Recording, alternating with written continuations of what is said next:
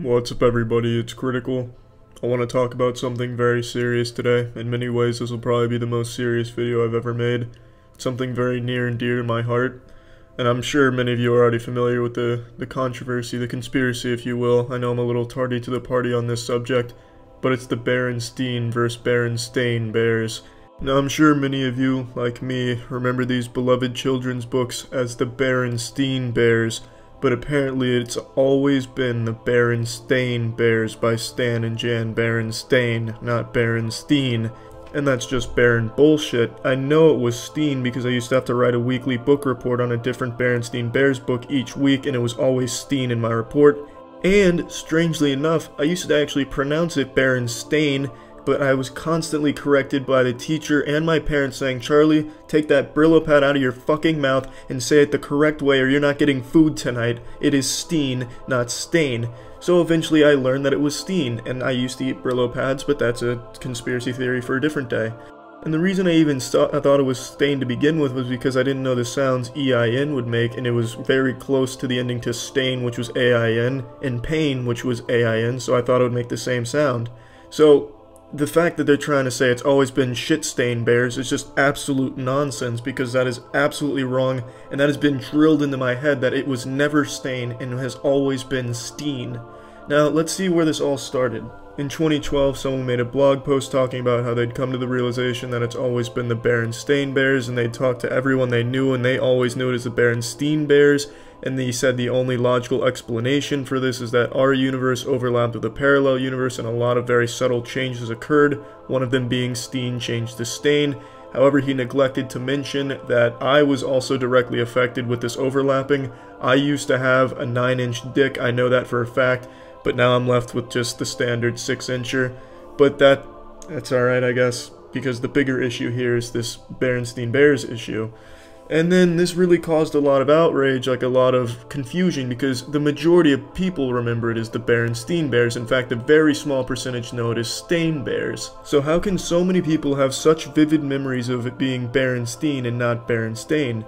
Well, it's called the Mandela effect, and the Mandela effect is basically when a large number of people have very, very clear memories that they know and are certain have happened, but in reality have not happened. And it gets its name from Nelson Mandela, whom many believe died in prison, when in reality, that is false. So the conspiracy gained traction and got a lot of attention, so much so that the son of Stan and Jan Berenstein commented on the blog post saying, "Hey, come on, pussy farts, cut the monkey business, stop it, you silly sailors. It's always been Berenstain, not Berenstein. They all want to pronounce it Steen, but it's Stain. Ever since I was a kid, they call me Steen. It's Stain, though.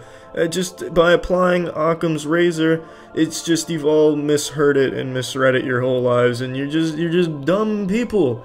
And Occam's razor is just the simplest solution is the right one. It's that way of thinking. Cut off everything you don't need, you're left with the simplest solution, which is the correct one.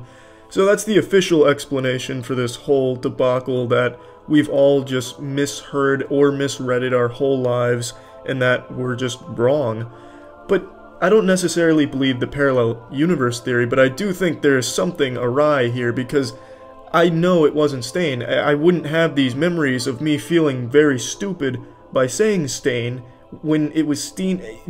It's a fucking complicated situation, and Berenstain fucking sucks as a name. Sounds like a knockoff of the real Berenstein, where the Berenstein Bears get into some shady shit. Berenstein Bears, big honeys about to nut. Berenstein Bears, trouble with the drug cartel. Berenstein Bears, forget their condoms. It's just, that doesn't work. Berenstein Bears sounds like the international celebrated treasure that it is. So I decided to do my own research to try and blow this case wide open, to crack this nut. So I went on Wikipedia to see who published the Berenstein Bears when, and then my plan was to go on archive.org and use the Wayback Machine to go to the publishers' websites from back in the 90s and see when it was what it was listed as, whether it was Steen or Stain on their catalogs. But I discovered something very disturbing, something that I'm pretty sure has landed me on a list, and I wouldn't be surprised if book assassins came to my door right now. So it turns out, if you search any of the publishers' websites, any of them, and you go through their catalog, you will not find the Berenstein or Berenstein Bears anywhere on there, which is bizarre considering in the 90s and early 2000s, that's when it was in its prime and really selling like a motherfucker, so it's weird that it wouldn't be on their website. But luckily you can find the Dick King Trivia Contest, which unfortunately I missed the deadline for. Would have really loved to have entered that one. But there is no mention of the Berenstein or Stein Bears until you get into around 2005 on the publisher's websites, where it is on the front fucking page, Berenstein Bears. It's incorrect there. That's unfortunate. But what really gives me the heebie-jeebies in a sense that there's definitely something amiss here is that you just can't find the Berenstein or Stein Bears on any old website where there's books. I've checked libraries too, old library catalogs, and there's no Berenstein or Stein Bears there either. So it's almost as if before the Berenstein Bears switch, whenever that happened, which was around 2005 apparently, they just didn't exist at all. It's just very strange. So I also did a little more research and found a website dedicated to proving that it's Berenstein and always has been in this reality, called BerensteinBears.weebly, and they have a lot of newspaper articles with the Berenstein spelling there, as well as TV program guides that have Berenstein there. And one that I find pretty interesting is this right here. This is a professional textbook, and it has Berenstein listed multiple times in the index. Now that could be attributed to a typo, as well many of these could, but for something like this I find it very unlikely that they'd make the same typo that many times, especially in a professional textbook. They'd really fact check that, as would a lot of these sources. And I decided to go to the Wayback Machine to see if these were photoshopped, and I corroborated the few that I looked at. I didn't want to go through all of them because that's just a fucking extremely tedious task. But I didn't think that was good enough because you can fake a lot of this shit, and especially the ones where you see the piles of books with Berenstein on them, that could easily be photoshopped. But one piece of evidence that I really find could be the deciding factor in this case is this right here. This clip, this little clipping, this excerpt, where it has Berenstein spelling as well as the book title there. But if you zoom in, you just can't make out if it says Stein or Steen. But if you could somehow get that enhanced enough where you could actually read it and you could see the spelling, that would once and for all settle the debate on Steen versus Stein. But for now, I'm going to keep knowing that it is Berenstein, and anything short of that I just will not accept. I would rather watch the world burn to ash than accept that it has always been Berenstein Bears. So I know I'm really chiming in on this subject way after people have already forgotten about it, but this has really altered my universe. It has crashed what I thought was my universe. In fact, I'm pretty sure the universe has stopped expanding now. So yeah, that's about it. See ya.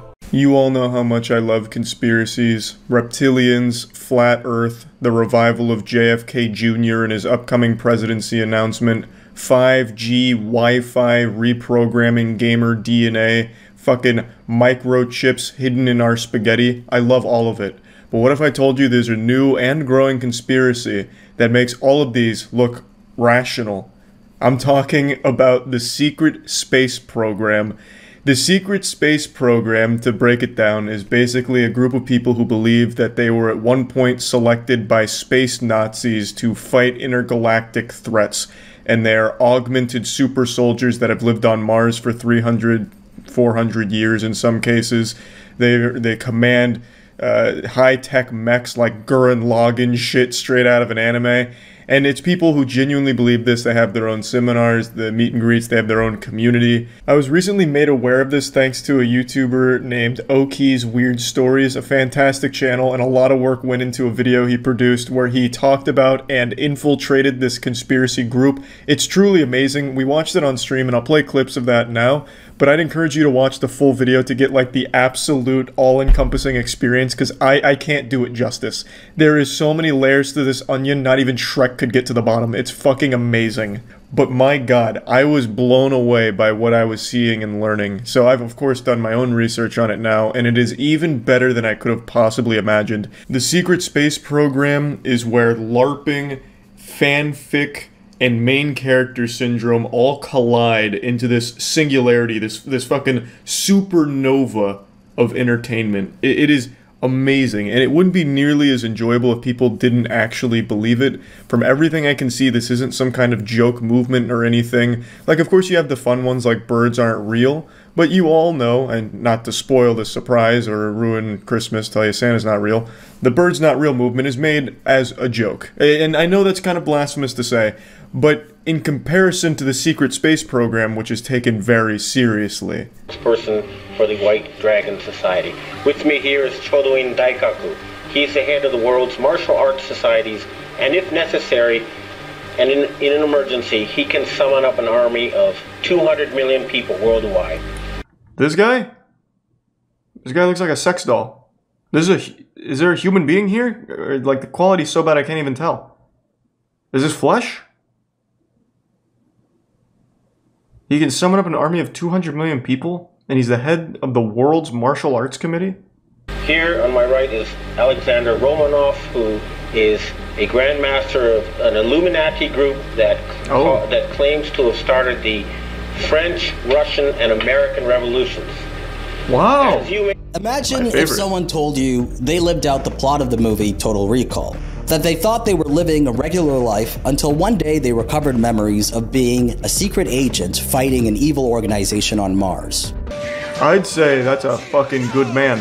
Who is an Akashic reader, healer, and telepath. And he also remembers being in a facility that trained his shapeshifting abilities, in which I was also a participant of. He recalls experiences Can you still as a shapeshift? super soldier in Kruger, and has done training missions with zombies and vampires. Well, there was one kid. There were zombies and vampires on Mars? There was another a female that surely we could turned cure into an evil, zombieism, and that was used for surveillance. I myself was a blue wolf. Upon realizing this, I started to formulate a plan. What if I made up a story about being in the secret space program? Well, that's all they do. Yeah. And share it See, with his community. That's easy. And that's how I finally found an angle that compelled me enough to make a video about this topic.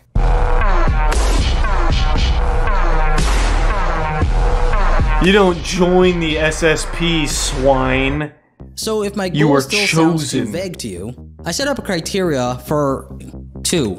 Get onto a major platform. We'll just say you're part of the Blue Wolf and share my experience. Crew. I developed this criteria after thinking what's required to become an SSP whistleblower. Before World War II, the Nazis, who were interested in mysticism and alternative views, searched the planet for fantastical powers. They found Maria Orsak, a medium and leader of the Vril Society, who channeled Nordic and Draco reptilians who offered the Nazis the schematics behind anti-gravity technology in UFOs. The Draco reptilians told the Nazis about ancient alien technology hidden in Antarctica, and in 1938, the Nazis traveled there. And by 1950, the Nazis were on Mars.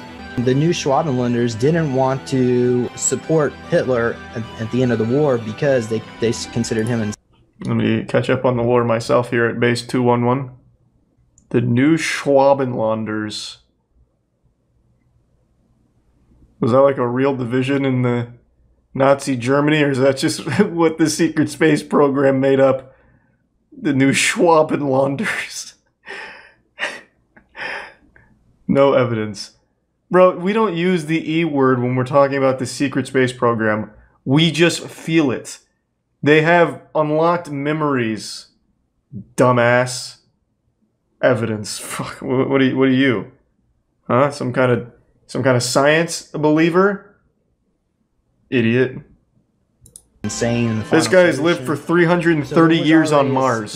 Okay, you don't understand. The Nazis capable of space and time travel became the Fourth Reich. You don't have the lived experience. Antarctica in space while refusing to proceed, and began an aggressive expansion out into the solar system, setting up. So is the entire secret space program Nazis? The Kuiper belts and etc. Capable of time travel, the space Germans also traveled back in time to settle on planets around the galaxy. In their own lore, they made themselves Nazis? Why? So they're part of the new Schwabenlanders? Alright, give me 1 second. I'm gonna go say goodnight to Tiana. And then maybe interrogate her to see if she's part of the secret space program and she's lying to me. Offering services to help recover secret space program related memories. At the top of the list was James, and for $200 USD, I could book a guided meditation regression session with him. Draco reptilian humanoid hybrid, and then I think I also got like Anunnaki. Do you know who you might have been in a past life? Have you heard like the Black Samurai Yasuke? You were a samurai? Yeah. Dude, hold on. I'll show you something. Check this out. That's pretty dope. And I was a gladiator. Oh no, that's awesome. Oh wow. The goal here, I want us. He to could learn a take lot this from hyperspace. James. Let's put a gold sheet thought into it. Just imagine what do you think? Imagine would be Oki just behind becomes that a door? real believer. So let's start with that, and tell me what you see. I see Kevin Spacey, or his clone. Paul Serene, he was on the governing council of the ICC. So his clone is Kevin Spacey. We're in a gymnasium. Wait, what? So wait, is that part of SSP lore? Kevin Spacey is like a figurehead in the secret space program? Oh, okay, so Monarch is responsible for human trafficking, sex, mind control, experiments, and chemtrailing. I knew it. Fucking Kevin Spacey was behind it all, that son of a bitch. Evil bastard thought he got away with it. Didn't expect us to be hot on his trail. Luckily we broke away from Atlantis though, so we cut the connection. But Kevin Spacey himself is a clone of Paul. We're in I think I see. Oh, nice. Thanks for the rubber feed. Mr. Beast. Today, we will be planting 20 million trees. Okay, so they're probably programming him. But he's the guy that doesn't even give away a bunch of free stuff on the videos. Yeah. They must have looked into his future and okay. So a few days later, I traveled to Las Vegas and landed at around 12 p.m. after a 4-hour plane ride. Man, he went all in for this video. I'm here. Traveled fucking 5,000 miles for a 45-minute interview. Disclosure, 5D events. This is going to be an exercise in patience for me. No, this is going to be an eye-opening experience for everyone. We're all going to leave here thinking we're super soldiers from space. The golden nugget. And experience this up on the starship. Is he the only one here? Times. I spoke with the commander, the Arcturian commander, who I am connected to. That's how we connect? This concert, this Travis Scott concert, where 800 people were injected with these drone mosquitoes. You know, you see, oh, that, wow, they can go around. So that's and what happened. People. Jesus Christ. It is so hard to believe that people like that exist, man. Not only exist, but have other people that believe them. Like, they have influence over other people. That's fucking wild. Think about that for a second. I've said this a million times. No matter how stupid you are or how outrageous your beliefs, you will always have an audience thanks to the internet. You will always find people that agree with you, support you, worship you, or just at the very least provide camaraderie in a positive echo chamber because you are connected to everyone at all times through Twitter and Facebook. So that guy who thinks at the Travis Scott concert 800 people were injected with, what was it, some super space mosquitoes or whatever, he's got 100 other people in his Facebook group that all think the same thing. Wild. We get to go to How to Become a Jedi Warrior. I'm excited about that one. That should be, yeah, that should be productive. Unfortunately, when we showed up to the How to Become a Jedi Warrior workshop, no one was there, not even the speaker, so it was canceled. We just got in here, we have no idea. Oh man, what the fuck? Well, they're too busy having sex, I bet. Just gave up. On Mars. Quantum spoon bending, parentheses, bring your own spoons, close parentheses. And the quantum spoon bending lesson was underwhelming since, instead of learning how to bend a spoon with our minds, we were instructed to physically do it with both hands.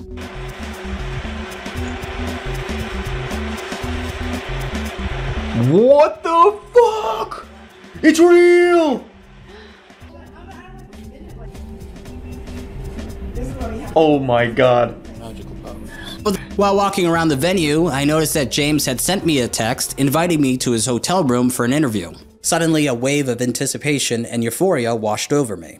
This was it. Finally, after several months, he ends up getting like Harvey Weinsteined by James. I ran back to the workshop room, found Night Docs, filmed the interview, and to get to Jay's hotel room as soon as possible. Night Docs, go with him. Keep him safe. Therefore, being late oh was my not god. enough. Night Docs, who was behind me, was still trying to attach the super soldier's unpredictable, which would not fit. By then, any nervous anticipation I felt leading up to this face-to-face sit-down had completely dissipated. Yeah, you just get to come in here knowing and that I was more than prepared make some to shit speak up. about my time in the secret Have some space fun. program in a convincing manner. The interview lasted 1 hour, and here's what happened. Okay, so my name is Oki. So it started from before I was even born, where they genetically enhanced my DNA. And by the time I was 6, I was put into a special program run by Monarch. I was under direct tutelage of Paul Serene, Kevin Spacey's clone. There was 12 children. Oh my god. Luckily, James didn't pick up on that. He just got the lore wrong. Paul Serene is not the clone of Kevin Spacey, Oki. Kevin Spacey is the clone of Paul Serene. Oh my god, the whole operation just went tits up. There's no way James didn't just... Oh my god, there's no way James didn't pick up on that. Oh my god.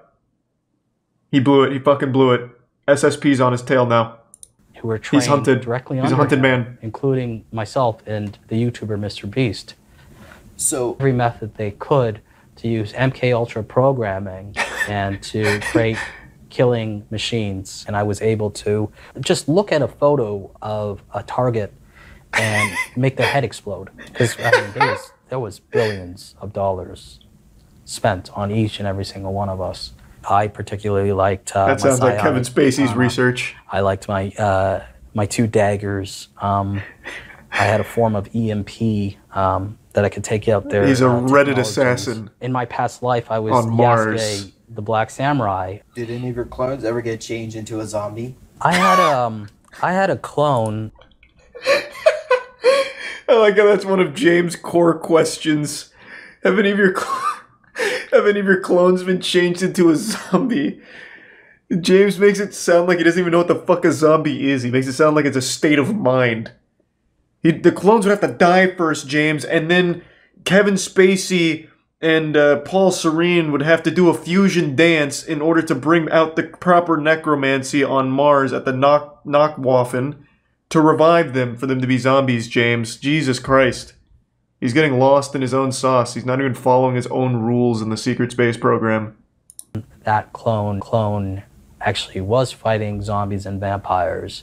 And there was also Yetis that they were fighting. What about vampires? Do you recall any scenarios fighting vampires? He just said that, James. This particular thing. He's killed 1,000 of them with his bare hands. Is that they can't help but count.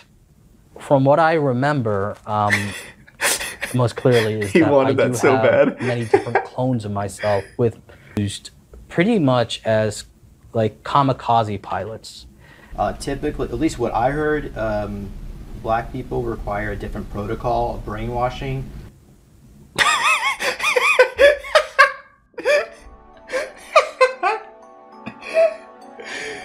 Time flew by, and I was struck by the effortlessness of the super soldier is many things, but a coward he is not. He will ask the hard-hitting questions.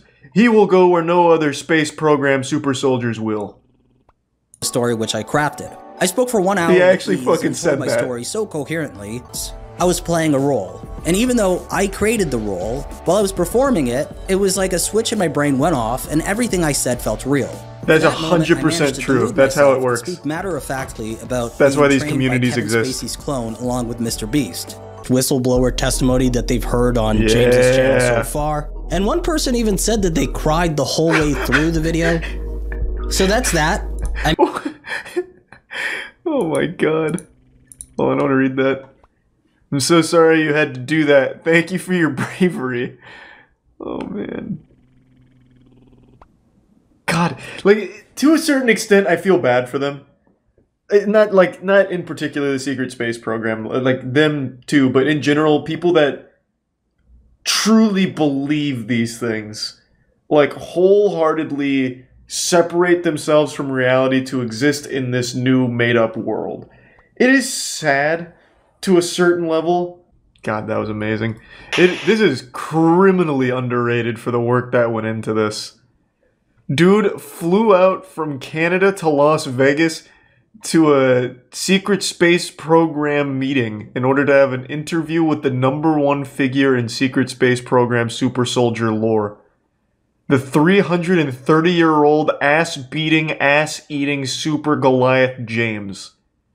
There's a fascinating controversy brewing right now around whether or not a sun bear in a zoo in China is actually a real creature or a man in a bear costume. I'll go ahead and let you form your own opinion here, because that's the beauty of being an individual with your own thoughts. Let your eyes tell you the story before I give you the real story and hit you with the cold water of the truth.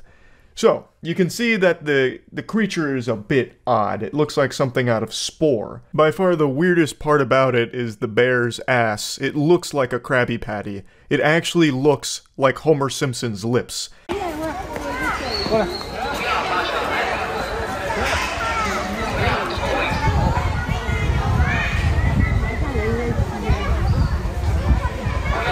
So this is the video that popped off. You can see him standing up, kind of sizing up the crowd, looking at everybody like he's about to go shake them down for their lunch money here. He's looking kind of menacing. He's got his mouth open, but he also just looks super sweet. Even gives like a little wave with its flippers, because it doesn't even really look like it has paws. It has like these tiny little fucking flipper things.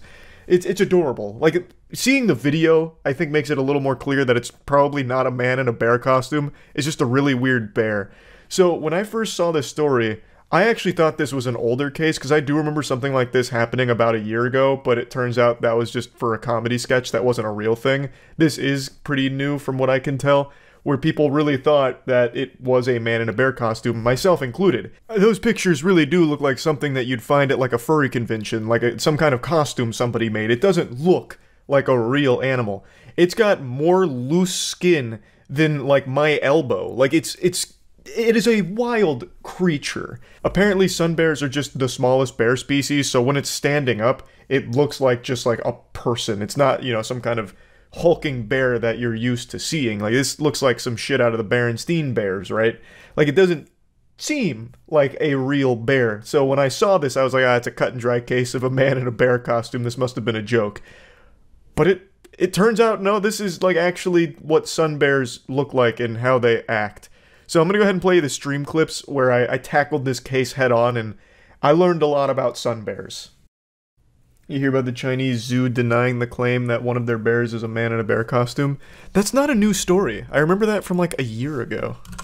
Because I've definitely seen this before. And I think it's pretty obvious that this is a man in a bear costume. Like, this is like Hank Hill level ass. Shit looks like a pack of hot dogs. No bear has a tuchus like this.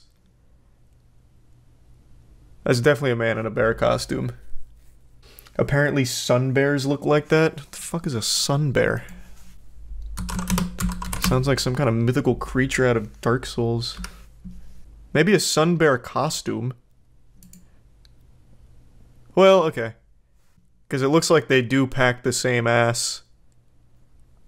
Shit's out here looking like grill marks. It's just the same guy. There's no such thing as a sun bear. It's just a couple of guys that have a costume, and it fooled the zoologist into thinking it was a real animal. They got weird tongues. Weird, well, really weird everything. But I don't know, even still, this face doesn't look natural. I mean, we just looked at its tongue, and the tongue, like, was, like, hanging way out to here, basically. I don't know. I'm not convinced. This is convincing. This angle. Why would they lie? I don't know. Just to see if they could... Just see if they could, I guess.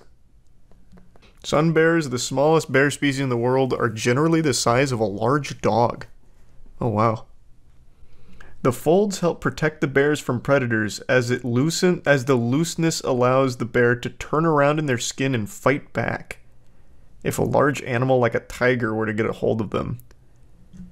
You're telling me there's an evolutionary purpose to all these fucking ass folds? That's wild. And it's got like sea lion flippers. Like, it's like the most incomprehensibly smart thing ever, but at the same time super fucking stupid with the solutions that it finds.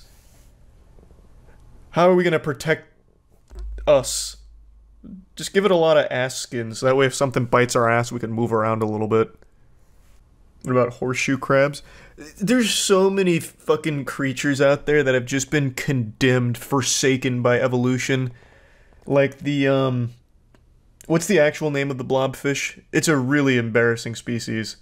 But the reason it looks so gross and looks like a goofy face when you bring it up to the surface is because it literally implodes.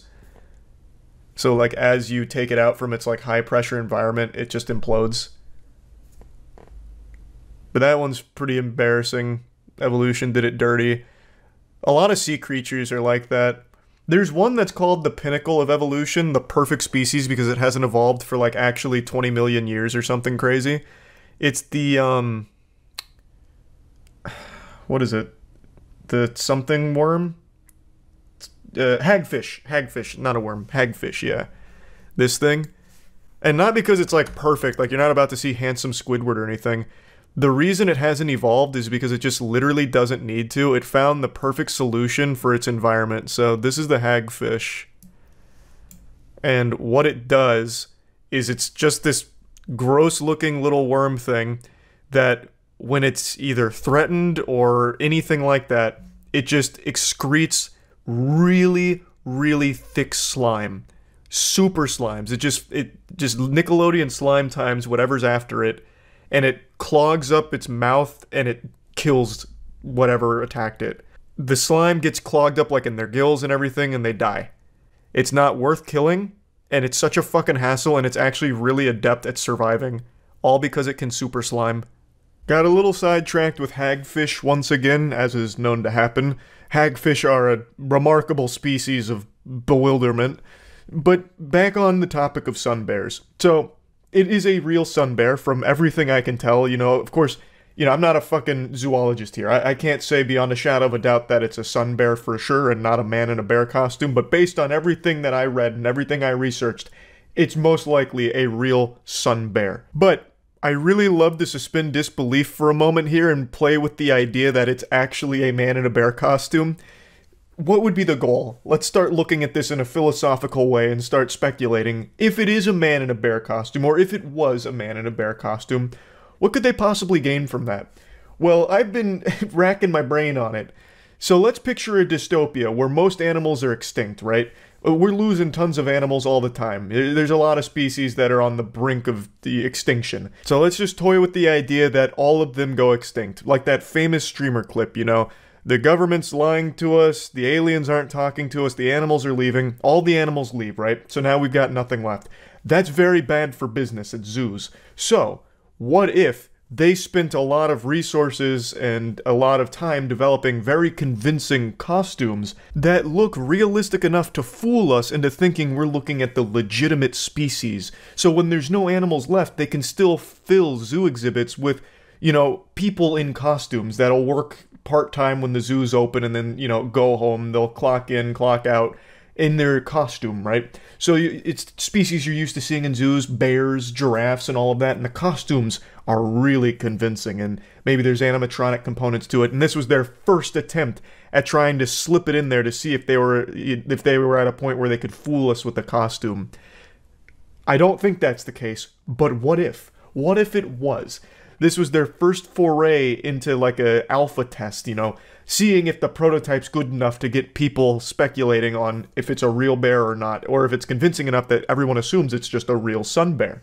You know, it's just an interesting thought experiment. What could be the goal if it is a man in a bear costume? And that's the only conclusion I can come up with. Of course, it is not a man in a bear costume. It is most likely a very real sun bear, but who knows? You can't trust anyone. Not even bears.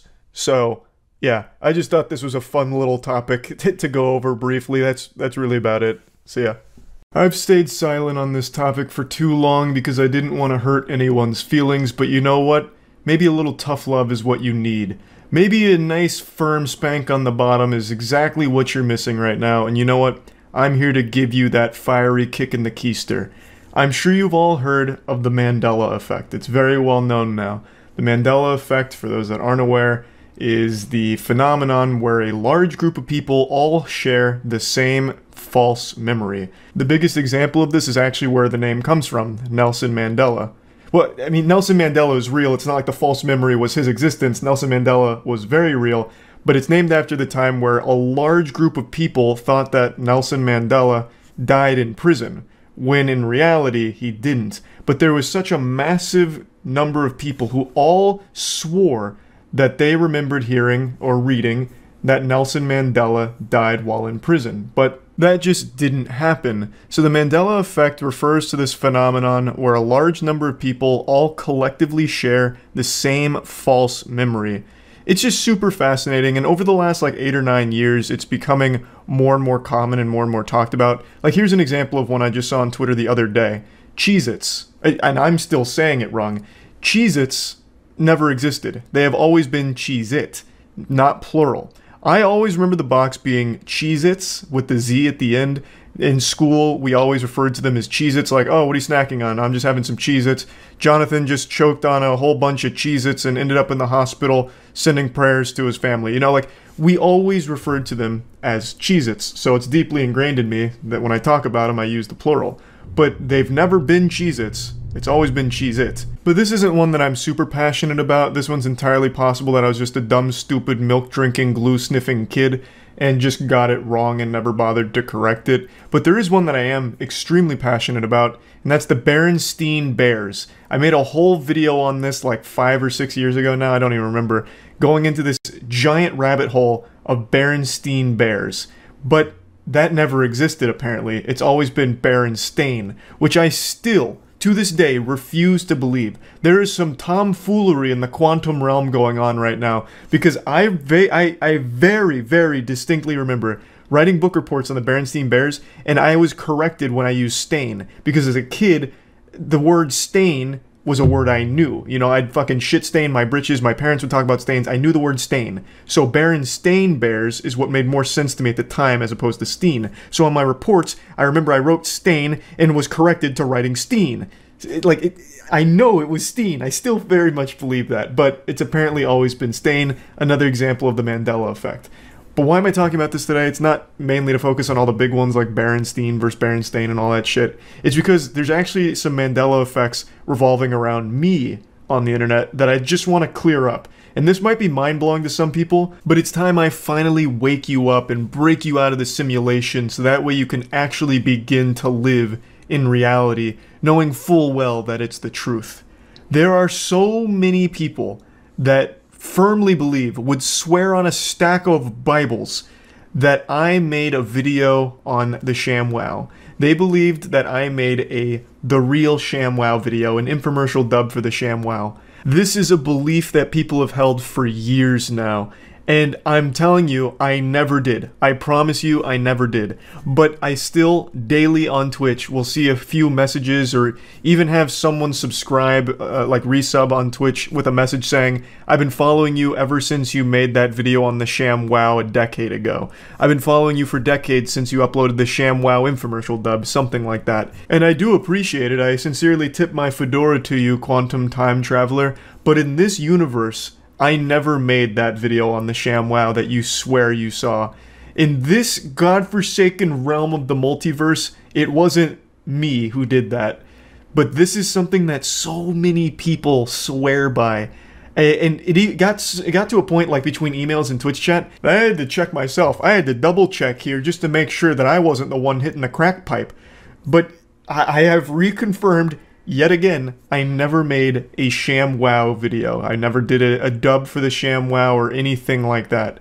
What I think is happening here is people remember 13, 14 years ago, Djibouti Dubs posted a ShamWow dub, and it was really popular. In fact, Djibouti Dubs is what inspired me to do commercial dubs of my own, and the ShamWow is one of his most iconic. So I think what happened is people remember that ShamWow dub, and they remembered that I also used to do commercial dubs during that time. So they just started crossing wires. They started mixing the proton beams together, and they got their memories all fucked up and, you know, all cattywampus. But I also did do a video kind of similar to the ShamWow, which was the Real Mighty Thirsty video, which is an infomercial dub for a product that's similar to the ShamWow.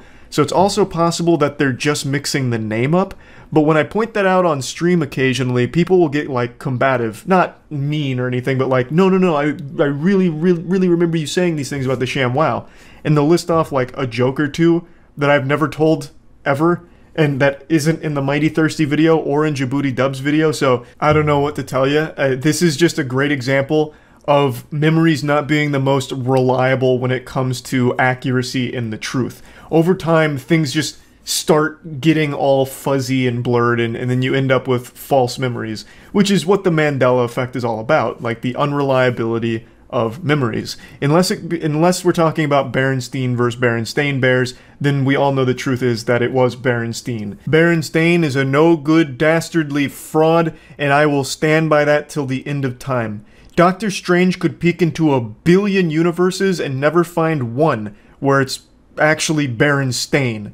There is something wrong, and I truly believe it has always been Steen. But I digress. Anyway, back on topic. There's another big false memory that people have about me and my channel that I'd like to clear up as well. So, there's a large number of people that believe that my channel used to be named Critical, and somewhere along the way I changed it to Penguinz0. For at least the last 3 years, I've gotten emails, and especially in Twitch chat, many messages asking why I changed the name of my YouTube channel. And I've never understood it, because I've been very vocal about never changing my name across like the last decade. I made this channel in 2007. I was 13. It was a name that I just came up with because I liked penguins. And penguins spelled properly was taken. Penguins with a Z was taken. So penguins with a Z and a 0 was available, so I took it. There wasn't a whole lot of thought that went into it. It was just the brain of a toddler. And I liked penguins. I still like penguins. I think they're unbelievably cute. And that's all. And I never changed it. I never touched it. I also do have an explanation here for what could have happened. When I started doing commentary, which wasn't until like 2010, I always said, "What's up everybody, it's Critical." So the more times I repeated that over the course of like 8 years, the more people associated that name with the channel, to the point where they probably stopped looking at the channel name and just assumed the channel name was Critical. But in reality, it never was. It has always been Penguinz0. It's never ever been changed. However, I will say I did recently change the name of my second channel. I took it from Huge Charles to Moist Charlie Eclipse. This I have an explanation for. I changed it from Huge Charles because most people thought it wasn't an official account, so I had a lot of people spamming to stop uploading Charlie's content, even though it is officially my account. So in order to just make things more clear, I changed it to a name that people will obviously understand more as like an official channel. So yeah, that is now Moist Charlie Eclipse, and it has been for like a month or two now. Definitely go subscribe if you want to see more content over there.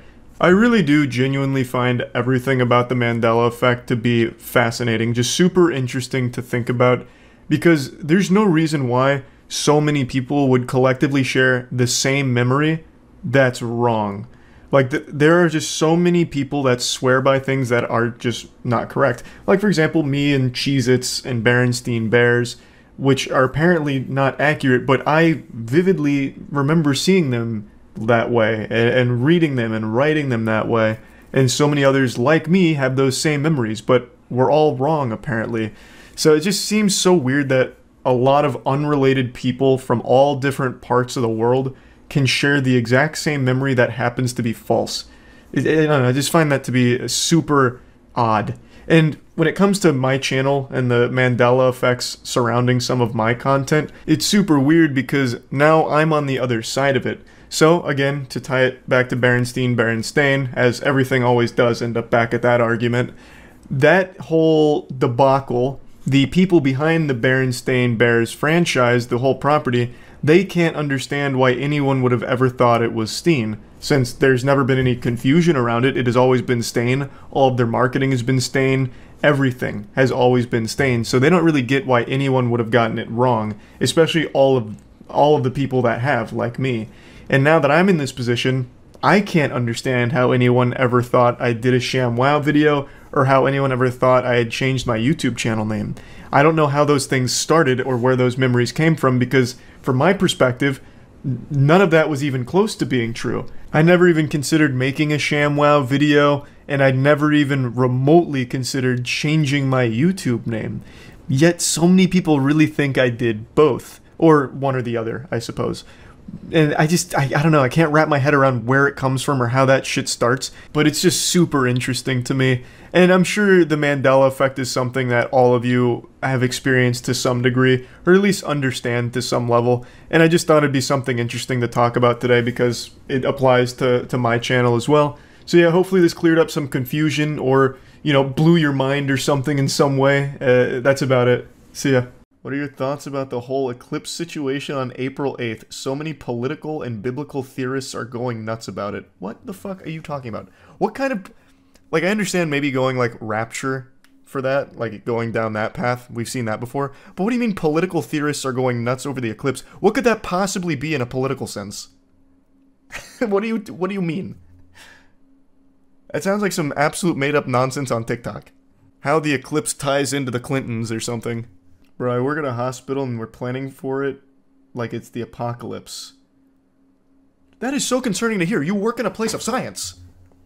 Why would you be planning for an eclipse like it's about to be doomsday? What? Okay, is there something special about the April 8th eclipse? What's happening? Is the Fire Nation about to attack with Sozin's comet? Like, I'm so confused. What? It doesn't even seem like it's particularly special. I mean, here's what not to do during the total eclipse on April 8th. Total solar eclipse on April 8th. Millions of people from Texas to Maine preparing for a once-in-a-lifetime event that want to ensure they enjoy it safely. Total solar eclipse happens when the moon passes between the sun and the earth, completely blocking the sun's face for up to several minutes. Do not look directly at the sun. You don't fucking say, huh? Except for the lucky people in the path of totality, it is not safe to look directly at the sun without proper eye protection, and sunglasses won't cut it. To safely view the total solar eclipse in 2024, you'll need glasses with solar filters, also known as eclipse glasses, or with handheld solar viewers.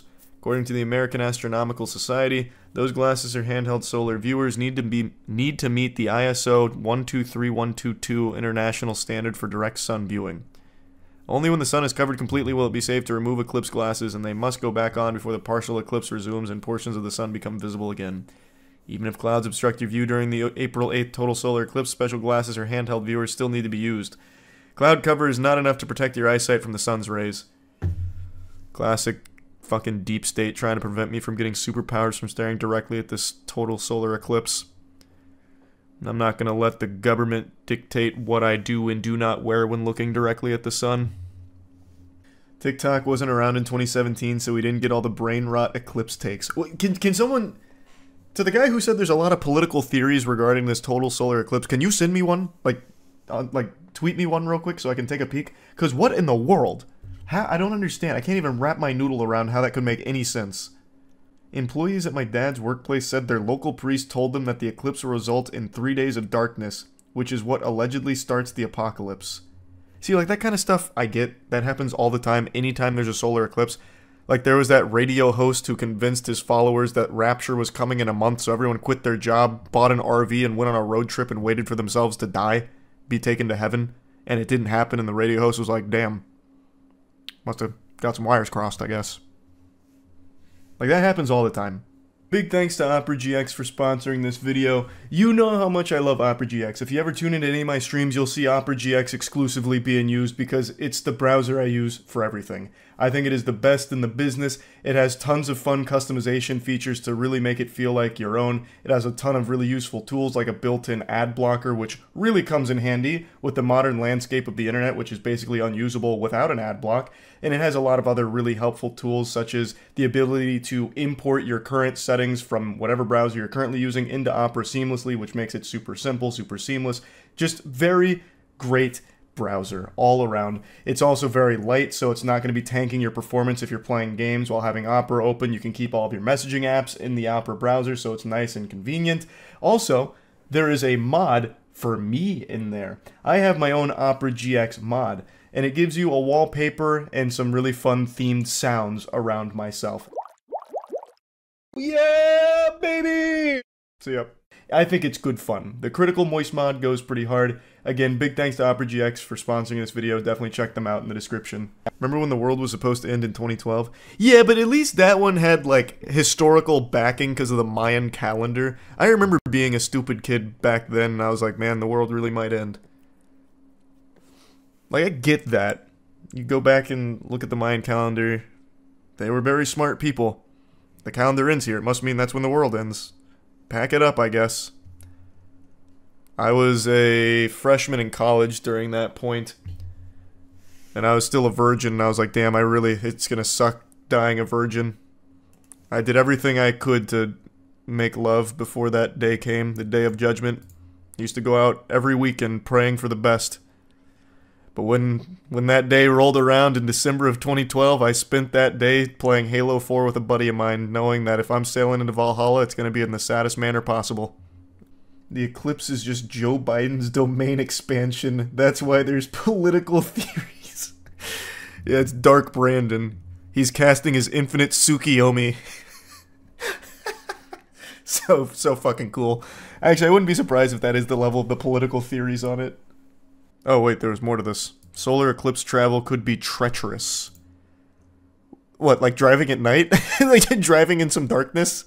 For those living in the narrow path of totality, little if any travel will be necessary to take in the full astronomical event. However, people across the US and likely the world will descend upon communities that aren't used to the popularity, and that has officials concerned. So much so that cities and towns have issued disaster declarations or declared states of emergency, while others have decided to close schools due to the expected increase in traffic and to keep kids safe from distracted drivers during dismissal time. I see. So this is why your hospital's prepping. Anticipating a bunch of fucking brain-dead zombies are just going to be too busy looking up at the sky and flooding areas that have like a totality view of it and just causing a ruckus and getting themselves hurt. I see now. You and the boys should make a video on who can look at the sun the longest during the eclipse. Actually, that's such a good idea. You know what we should do? We should do perineum tanning for it. That's the taint greasing, not taint greasing, the taint sunbathing, where you put your legs over your head and have your balls and shit facing the sun. I bet you'd get a crazy boost in testosterone from a total solar eclipse blasting you. Should have you be like the Hulk from gamma radiation or something. The sperm would go blind. Yeah, it'd be so powerful. I'm in the direct path, and certain drive-ins and movie theaters are holding little tailgating events. I like how we're talking about it like it's a fucking asteroid hurtling towards Earth. I'm in the direct path, meaning I'm in a really good spot to look up at the sky. Well, that's cute, though. That actually sounds wholesome. Please look up the red heifer cows. That's the issue. Wait, I actually know that. I actually know a little bit about that. But what does it have to do with the eclipse? I keep seeing people tripping about the eclipse and some red cow sacrifices. Some dude in Texas claiming to be a Christian sending cows to Israel for a Jewish sacrifice to usher on the rebuilding of the Third Temple. Pardon? I checked into it. Here are my thoughts if you care to listen. Take it with a grain of salt. I'm no expert. Can you even really be an expert on sacrificing red cows? It's nothing to be concerned with. There will be an eclipse and some extremists are going to kill some cows. If you're a conspiracy theorist and a Christian that was concerned, don't be. No man is going to get Jesus Christ to return. Only the Father will tell him when it's time. Nobody knows. So are we trying to summon Jesus? Is that what's going on? Like a ritual during the eclipse? Sacrificing red cows? No, this summons the Antichrist. Huh? No. Isn't the Antichrist, I think it's like a week before Doomsday or something, and it's supposed to be like a really powerful person presents himself, gains a lot of influence really quickly, and he's the Antichrist who ushers it all in or something. I don't think it has anything to do with the red heifer. So does this happen every eclipse and we just don't know about it? Great question, I don't know. They're actually doing it, look it up. Well, I have no doubt there's probably some people sacrificing red cows. Like that, I totally believe there's some craziness afoot with that. As we await... Oh, this happens every time. Yeah, wait, this is from 2017. As we await the eclipse of 2017 AD, this post examines the possibility that the dramatic repentance of... Yeah. So it looks like this does happen on every single eclipse. My mom told me to call off on eclipse day and get as much food and necessities as I can because she thinks there's going to be no light. It's like... I don't know, that's kind of cute. Like, I can't even falter for that. That's just kind of cute, I guess. But I mean, we conquered the darkness already. We have the technology. So let's just assume the eclipse for some reason takes away all natural light. Brother, half the people in this stream right now haven't seen natural light in years because we have fucking light technology in our house. We'd be okay. We'd make it. But what about the plants? Fuck them. Who needs them? We conquered nature too. We'll eat.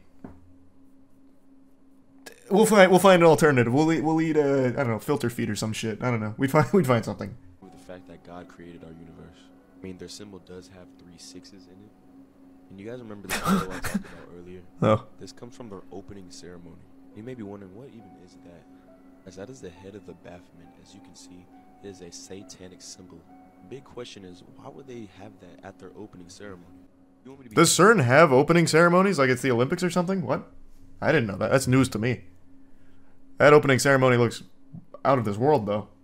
Is that the particle accelerator people were tripping over and saying that'll open a hole to another dimension or something? You're right and wrong. You're just getting a couple of different things confused. So when the LHC first got operational, there was a doomsday theory that by colliding particles at such a rapid speed, there was a small chance of creating a penny-sized black hole, which could eventually swallow the world. But that turned out to be a bunch of hullabaloo. As an engineer, it'd be so freaking sick if we were summoning demons or hopping dimensions or whatever, and not just calibrating sensors for hours. Yeah, I'd be happy to hear about that kind of stuff, different dimensions and shit. I feel like anyone would be excited about that. I don't know. We look at it as a bad thing. So what? A couple demons come through or something. We just close a portal on them. They don't have the technology in hell, clearly, and it confirmed the existence of hell, which would be a net positive for everyone, I would think. Then we'd know. Open my third asshole. Well, you're a little confused, but you've got the right spirit. That's a scientific mind right there. But anyway, come April 8th, get ready. The eclipse is coming and you can't stop it. And CERN's opening a portal on it or something. Yeah, I love conspiracy theories, but this shit is getting out of hand. There's a new, insane conspiracy every single day. Just some wacky, goofy shit. I wouldn't be surprised if there's a fucking group on Twitter that thinks Reptar cereal is the instrument of Hillary Clinton to brainwash children into worshiping the devil or some garbage. You see it all over the internet every single day with these people that like to think that they're so special and intellectually enlightened that they have opened their third, fourth, and fifth eye, they've awakened their Sharingan, and now they're seeing the truth behind everything. There's nothing wrong with questioning things, it's extremely healthy and extremely important to do, but when you question every single thing ever and discredit science and come up with some actual diarrhea dog shit, maybe you're the crazy person. Like, you have people saying, water's evil. In fact, we've been lied to all our lives. The human body doesn't require water. In fact, water was cursed by Bill Gates over 3 millennia ago, and we're not even drinking water. We're drinking a mind control potion that Bill Gates has got to us. In fact, the only fluid we should be consuming is a Diet Coke via enema. Please, join me, enlightened brothers, and you'll have like 50,000 people on that Facebook page that all agree with that.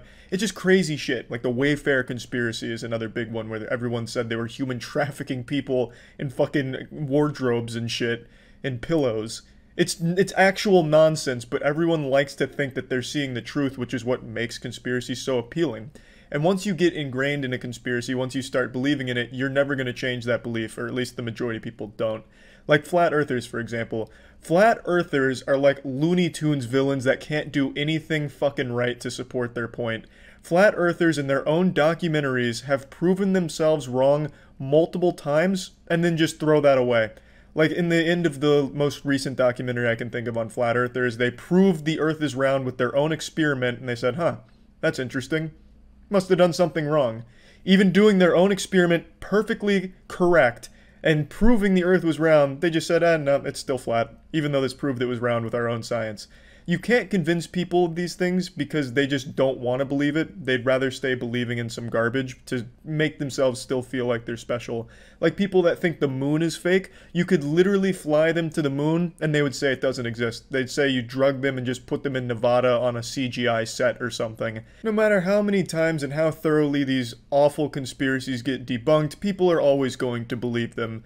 It is what it is, so now I just kind of enjoy the chaos of it all, and there's been some absolute bangers when it comes to bullshit conspiracies recently, like spirit cooking is a really good one. There's also a wild one about the tablets of Thoth being used to resurrect an ancient deity from the underworld who's going to rise and exterminate Earth for its sin. Another really cool one I've been into is that Atlantis is real, and the previous god of Atlantis is very upset with the state of the world, so to get back at us, he started cloning celebrities. I don't know how exactly that, punishes us to just clone celebrities, but apparently that's what the god of Atlantis is doing, according to a bunch of people. It's just some really fucking incredible stuff. Like, these conspiracies make Sonic the Hedgehog fan fiction sound sane. And when I mention conspiracies like this, it's not like one person who's having some kind of bad acid trip and writing this shit down in some kind of journal. It's communities of people that believe this. I'm deep into conspiracy Facebook groups and stuff, just kind of reading about all of it and getting a little bit of a giggle out of it. But admittedly, it is sad to see people genuinely believe some of these things and be fearful of this boogeyman who's coming from like the 12th dimension as a time-traveling pedophile to steal away people's families or something. It is sad to see people kind of believe these things and act so out of fear online about shit that absolutely isn't true at all. But that being said, I thought it'd be fun to add some fuel to this fire here, and I'll bring up a conspiracy that I believe in. I'm sure some of you might remember this. Berenstein versus Berenstein Bears. I made a video on this a few years back, kind of blowing this shit wide open and spreading the cheeks of this conspiracy to get into the meat of it. And I think it's time, in the current climate of things, we reopen this one. We gotta open this wound up again and pour some salt on it and figure out what the fuck is going on. So, to break down the Berenstein versus Berenstein Bears conspiracy, growing up, there was a very popular book series called the Berenstein Bears. Or at least that's what the government and the reality puppeteers would have you believe. What I remember growing up, having written reports on this book series, was it was always called the Berenstein Bears. And the majority of people in my age range, 25 years old, also remember it as Berenstein Bears. However, if you check the so-called official records and the history of this planet, you'll realize that it's never been called the Berenstein Bears. It's always been Berenstain. There wasn't some kind of rebranding from Steen to Stain. It has always existed as the Berenstein Bears. When I learned about this, I went back through all of my Berenstein Bears books to see, for proof, look, it was called Berenstein, only to realize in shock and horror that my once authentic Berenstein Bears books had been subtly changed to Berenstain. As if some kind of adjustment bureau, some kind of, legion of tooth fairies or something came in when I wasn't looking and they very subtly changed the name to Stain over Steen. Semi-chubbed and in a panic, I began searching throughout the entire internet for proof that it was once Berenstein Bears in this corporeal dimension we inhabit. However, everything points to the fact that it was always Berenstain Bears. So then what's the explanation? Well, most people chalk this up to the Mandela effect. For those that don't know, the Mandela effect is when a large group of people remember events differently than they actually occurred.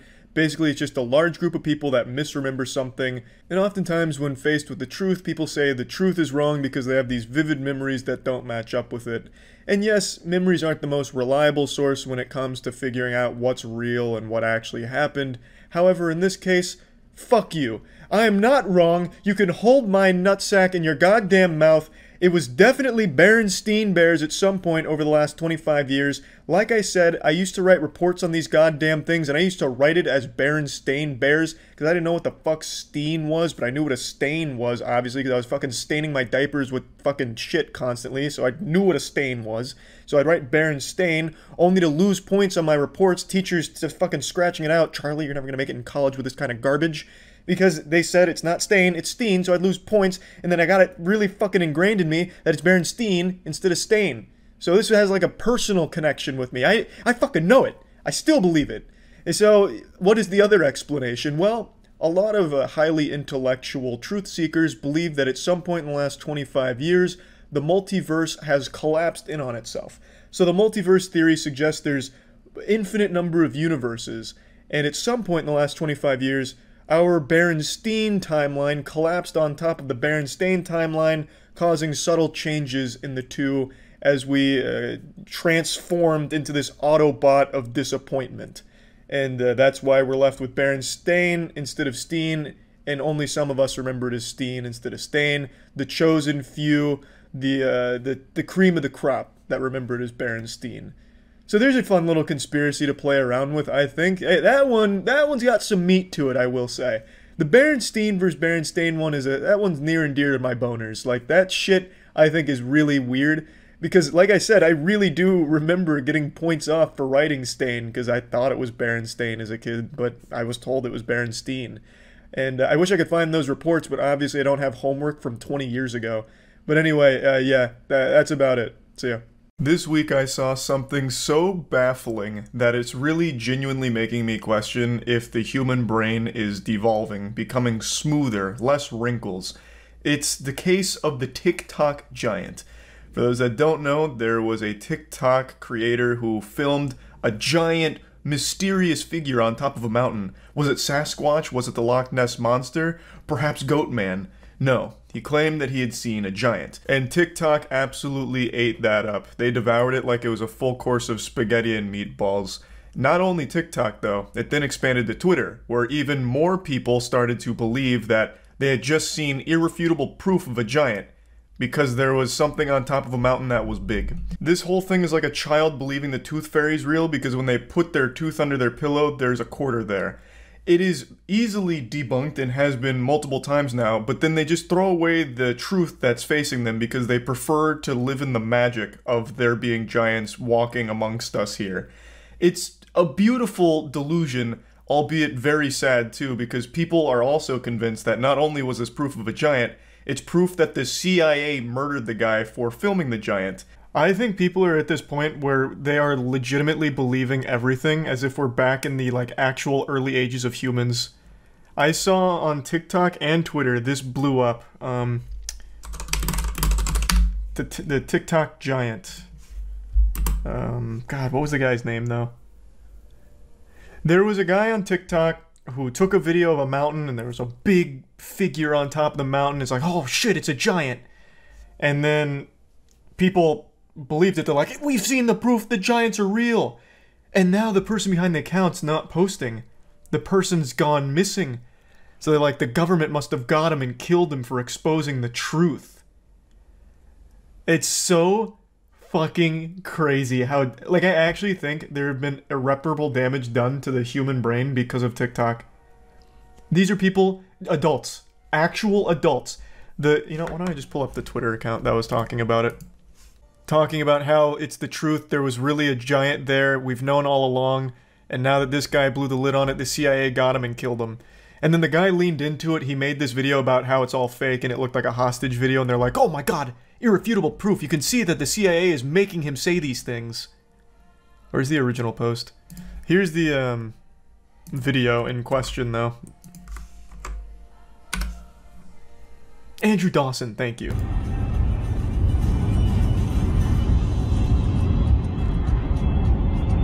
Oh, it's a giant person, dude. No, seriously, pull over, pull over.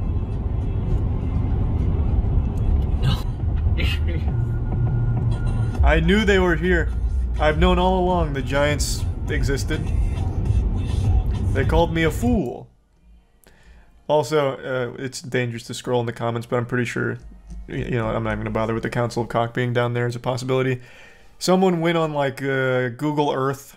They went over that mountain and it turns out it's just a tower. It's just legitimately just a tower. But that didn't dissuade the believers. So, what they're saying is they must have built the tower after this video came out in order to hide the truth that there was a giant there. I shit you not. That was their explanation for it being a tower over there. They said that they made it. They put that tower in place in order to obfuscate. But this is what's on the other side.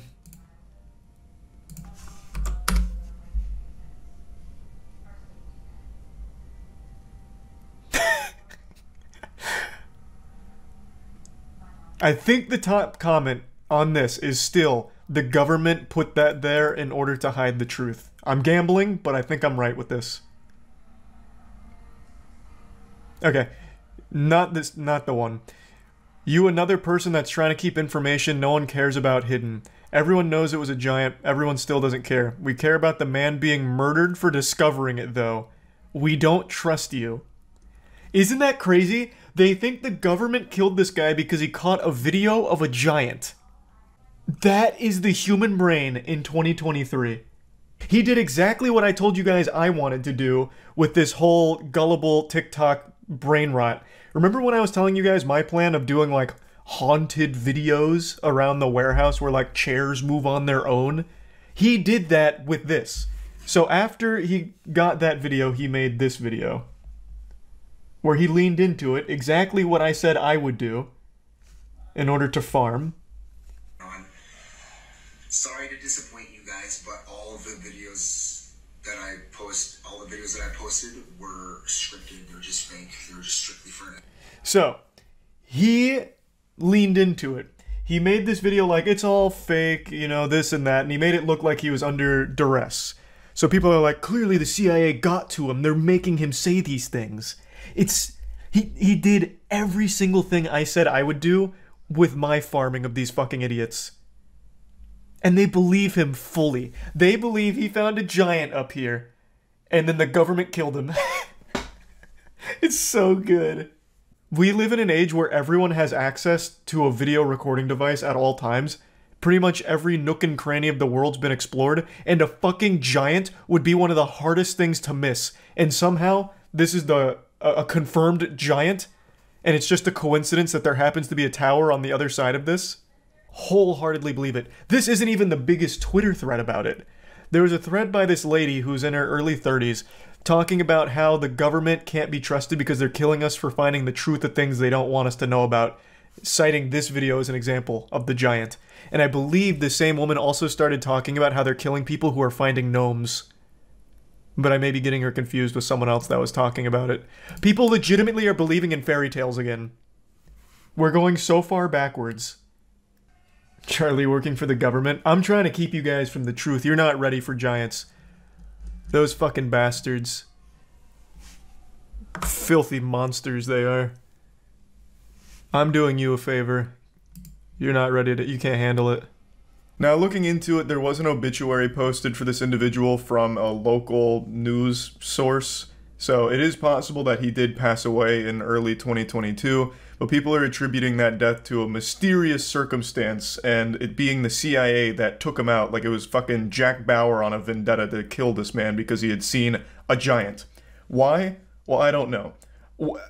That's not a question that ever gets asked in these situations. Just going through any natural thought process here and breaking it down, what would the government have to gain from hiding giants? Unless they have some kind of secret alliance with the giant tribe, there's just absolutely no reason they'd want to shut this shit down, put the kibosh on it.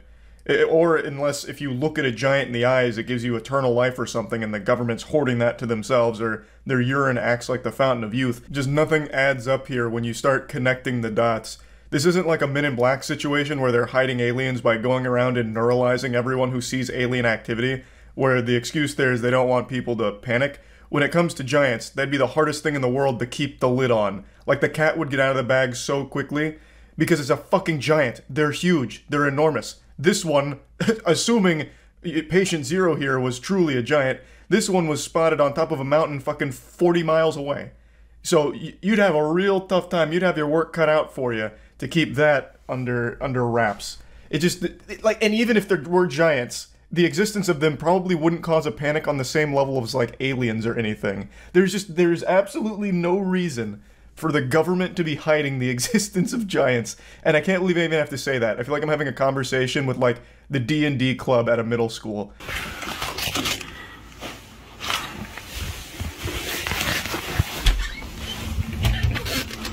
I think that's the same vehicle from...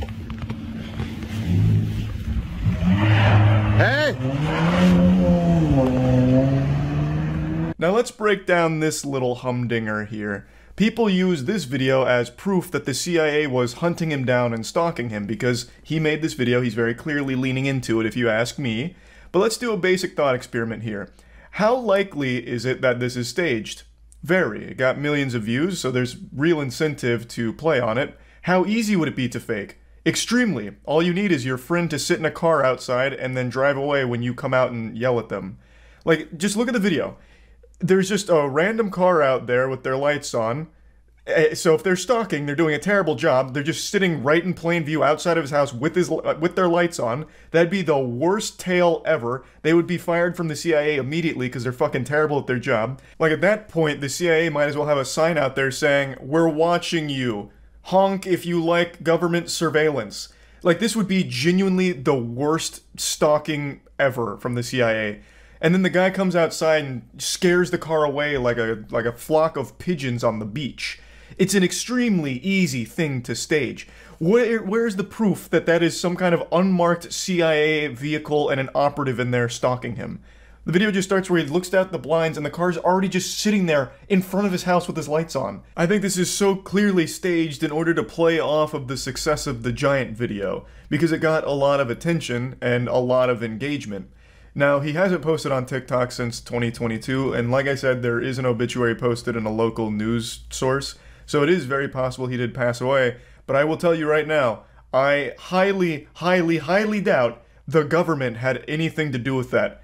Because, again, there's no such thing as fucking giants out there. Sorry to ruin Christmas, but it's the truth. It's a tough pill to swallow, but one you've got to grow up and take right now. I would love if there were giants out there. No one would be happier than me. I would absolutely be ecstatic to learn that giants really are out there and they're coming back. You know, and then they start their own sports league or something. It'd be amazing. I'd be super excited about that. I'd also love if there was a such thing as psychics and telekinetic abilities, as well as being able to form a Kamehameha ball in the palm of my hands if I focus real hard. I would love all of that kind of fantasy shit to be real. But it's not. So there's just nothing the government would do here about a man filming a video claiming he saw a giant, because giants aren't real. So they're not gonna fucking care. It's not like he actually exposed a government secret. They'd have no reason to go silence him. This is just a wild case of people believing anything and everything they see, for no reason other than they have fun believing it. And then they fight tooth and nail for it, even when they are faced with the absolute truth of what the situation is. It's wild. So yeah, I just wanted to talk about this a little bit. That's about it. So yeah. There's been so much negative shit going on in the world recently. Every time you go on the internet, it's just doom and gloom and sad, scary shit. Coronavirus still at large. Yellowstone threatening to erupt at any moment if someone even sneezes wrong near the volcano. You know, cell phones poisoning the water supply and making our dicks smaller. Just terrifying shit all over the place every time you go on the internet. And you know what? I put my foot down and said, by golly, I've had just about enough. I'm putting the kibosh on the negative vibes, and I'm gonna find something positive. So like any sensible man, I turn to YouTube power couples to get my fix. Because nothing says positive and wholesome quite like some affluent teenagers rubbing their parents' wealth in my face while doing fake prank videos and shit like that. So, who did I choose to tune into to get these positive vibes and this rush of dopamine? Well, none other than the Garner Gang, baby!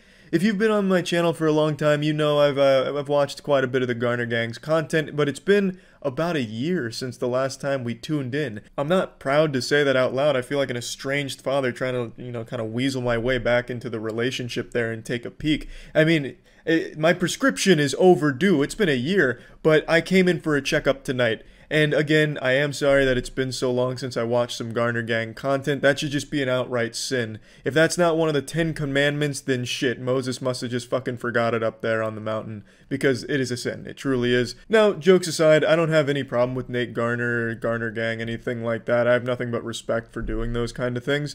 The reason why I'm even making a video on this is because by going to Nate Garner's newest video, I somehow found another fucking conspiracy. The internet is so fucking full of conspiracies during quarantine, it's nuts. There is an actual fucking Garner Gang conspiracy going on right now, which is what we're gonna get into. Let's go ahead and start with the video. What's up, Garner Gang? Whoa, that's me, and this is my life. Let me show you how I got here. It starts just like every other Garner Gang video. This seems pretty standard and ordinary to me based on what I remember from the Garner Gang. You know, full throttle, nuts to butts right out of the gate. I mean, this seems like the stamp of Nate Garner. It doesn't seem like anything's awry here. But YouTube commenters were quick to point out that there may be more than meets the eye going on here. I got this one that says, make your dreams happen. That's what we do, Garner Gang. Big wins, making dreams happen. It's a sponsored video. He's talking about copping some big W's, and you know what? We could all use some big W's right now in these trying times with coronavirus keeping us on lockdown. So, I mean, I didn't see a problem. You know, this just felt like a pretty standard Nate Garner Gang video, baby. I was feeling that big W energy.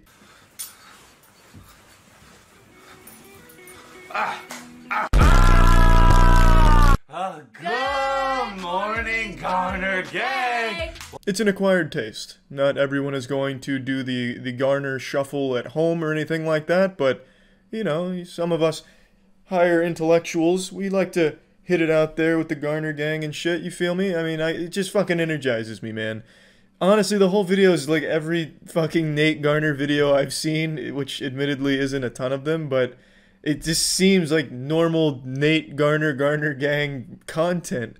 But as the video goes on, it continues to look like normal content to the untrained eye, but the super sleuths and armchair relationship experts in the comments are quick to point out some very odd things and behavioral differences. Because you already know it's going to be an epic one. How is it going to be an epic one, you ask?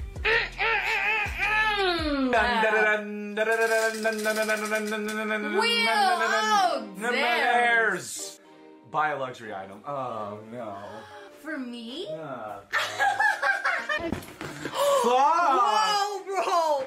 Whoa. You're a disaster. I know I am. My bank account's a disaster. Isn't it so pretty? I've always wanted this back. So I'll spoil the conspiracy. They say that they broke up and they don't want to admit it because that would mean that they lose some of their YouTube audience because they're no longer in a relationship or something to that effect. Everyone's got a different version of the conspiracy theory. Is it kind of like the Avril Lavigne's dead and replaced by a stunt double, a body double?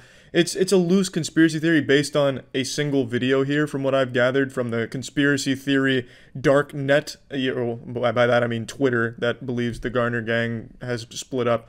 So basically throughout this video, this is the only part of the video where I can kind of see Nate looks unhappy, but he also just got clobbered by a heavy bag and spent a lot of money on a heavy bag for the sake of the YouTube video, so I don't know.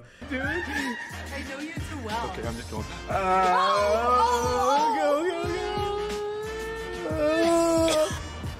Oh god, that's disgusting. I'm quitting YouTube. I'm done. That's where the video ends. They lick a tire and then kiss quickly and run away spitting. You know, if you're kissing after licking a tire, your relationship's gotta be pretty strong, at least in my opinion. You also shouldn't be licking tires in the first place, but I mean, that comes with the territory of being a YouTuber. Who hasn't licked a tire for a couple thousand views? I mean, shit, people are out here licking colon, like actual prolapsed anus. They'll start chewing on that shit like bubblegum for YouTube views. Now let's dive into the meat of the conspiracy, the majority of which is here on YouTube, a bit on Twitter. I don't really know where to find shit on Instagram, so I didn't really look too hard there. But if you go through YouTube comments, every single one of them, almost every single one of them, is saying that they're broken up and demanding answers. It's that sense of entitlement that always makes me very upset and feel super sorry for people like Nate Garner and Carissa here. They don't owe you an explanation for something that personal. You're not entitled to it. I talked about this pretty recently. When people subscribe to a channel on YouTube and have been subscribed for a long time, they feel this sense of they deserve everything, to know everything about that person and that they are their best friend. And that leads to this crazy sense of, you owe us this and we fucking hate you until you tell us this. That's what a lot of the comments echo. Others are just expressing concern, and then others are just sharing a bunch of weird information and like analyzing body language. You're not some like forensics detective or anything like that. There's no reason that you should be overanalyzing everything you're seeing in their videos. It is their private life and it's their decision whether or not they share it with their audience. It's just silly how invested so many people get in online celebrities and just celebrities in general's lives. I've talked about this shit so much, and then I accidentally fucking find this negative conspiracy shit while I'm looking for something goofily positive in any small semblance. It's almost poetic in a certain way. There's just this crazy nature for people to latch on to shit they see online and make that their whole lives. Like, if these two are broken up, I will be devastated. You see so many of those comments, so many people expressing like their lives are going to be severely altered if it's true that Nate and Carissa are not together. That's so unhealthy. That's super fucked up, and it's not their responsibility to be your rock. You know, that should never be the case. And they, again, don't owe you an explanation for whatever is going on. If there even is something going on, it was a pretty fucking normal video. It wasn't like some VHS tape out of the Ring where there was creepy shit going on that you have to analyze and figure out what it all means. It was a standard video. There wasn't like 2 frames of something horrific, you know? It wasn't like some crazy shit going on. It was just them doing a standard YouTube throwaway prank challenge, whatever the fuck they call it these days. And these people are still going rabid trying to see if they're together or not and demanding that they tell them. Then there's people that are saying it's time to mass unsubscribe from Nate Garner until they give us answers. So they're trying to like hold them ransom for answers that they don't fucking deserve in the first place. Like, you're not their friend. You know, you may be part of the Garner gang, but that doesn't really mean anything. It's just a title, you know? But yeah, I guess the only reason why I wanted to talk about this is because quarantine is making people latch on to shit like this even harder. Well, not just conspiracies, but latching on to people even harder to live vicariously through shit they see on the internet. And to get so unhealthily invested in something, to feel that level of entitlement, always makes me a bit upset and feel for the person that's on the other end of it. It's just some unhealthy shit, and it really should stop soon, hopefully. Wishing you the best, Garner gang. Again, I don't know what the fuck's going on there. If I just watched that video without reading the comments, I would just assume it's business as usual over there, but what the fuck do I know? I guess I'm not the YouTube comment experts where the real intellectuals live, in the fucking YouTube comment swamps. But I mean, anyway, that's really about it. So yeah. For far too long now, the unexplainable mysteries of our universe have plagued humanity's greatest minds. But now, that time has passed. We've entered into an age of enlightenment, and I actually am convinced now that those so-called intellectuals, those scientists, weren't all that smart to begin with, because those idiots never even thought to ask a YouTuber what the secrets of the universe hold, because YouTubers know far more than anyone else on this planet. I'm just going to say it. I'm going to say what everyone's thinking. YouTubers are probably the smartest people humanity has to offer, period. Bar none. And then under that, maybe then we could talk about astrophysicists, but even then, the gap between first and second place is so wide. When it comes to the intellectual food chain of society, YouTubers are at the tippy top, the cream of the crop. We're the apex predators of big brain. So what am I talking about here? Well, Logan Paul, with his degree in influencing, flexed his mega mind, all the billions of wrinkles in his brain, firing neurons working overtime in order to produce irrefutable evidence in how the universe actually functions. And he posted the receipts. He posted that proof on Twitter. He just flopped that meat on the table and said, "Here, I'll do it myself then." And I gotta tell you, it's impressive stuff. It's very compelling. And I think all of us are smarter now for having witnessed it. Please tell me you've seen Logan Paul's tweet about understanding the universe. Infinity as a concept doesn't exist in natural universe. Sphere, circle equals God shape, celestial body. Universe is likely finite. 3 contained, 3 spherical. Time infinite. Eventually all stars will die equals no more light. That's an and? What? This is an and? I've never seen that. That doesn't look anything like a normal and symbol, but alright. Eventually all stars will die, no more light. If universe is contained, has an end, can we assume apple in a box theory?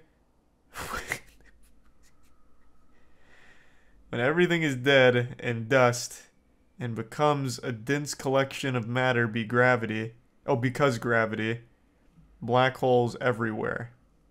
Bro, what did he go on like an ayahuasca trip or something? Like what the fuck is this? The universe essentially collapses on itself, high density and temperature, Big Bang. Universe repeats. Life is cyclical. We become the apple again. Conclusion. Nothing matters except the time we have now and each other. Love. A force of attraction similar to gravity. Black holes, wormholes, laws of physics no longer apply. Infinity exists. Multiverse. But who/what created and why? God.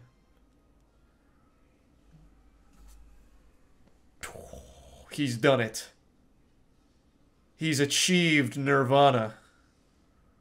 He's in the mainframe of the universe. It's all laid out right in front of us. We can see her bare bottom. On the table, he has placed it upon us. We get to gaze into the infinite wisdom and see the universe for the truth of what it is. This is like some filler shit they'd have in like a B movie for a villain. Like right before the villain commits some kind of horrible atrocity, they're like flipping through his sketchbook and it's like, oh, what the fuck is this? What the fuck is this? And then the next page is like burning bodies. What in the Moonfall? This is some very Moonfall shit. I'm surprised he didn't go into like mega structurist kind of shit. Exactly, yeah. Moon Hollow, but why? Because infinite temperature, but Apple. I don't think Logan's an idiot. I think he knows exactly what he's doing with this shit. I think he was hoping to get people talking by posting some lunacy.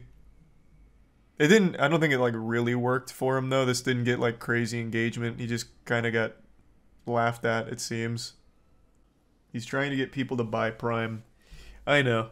I am curious if Logan Paul actually converts and gets people to buy the product.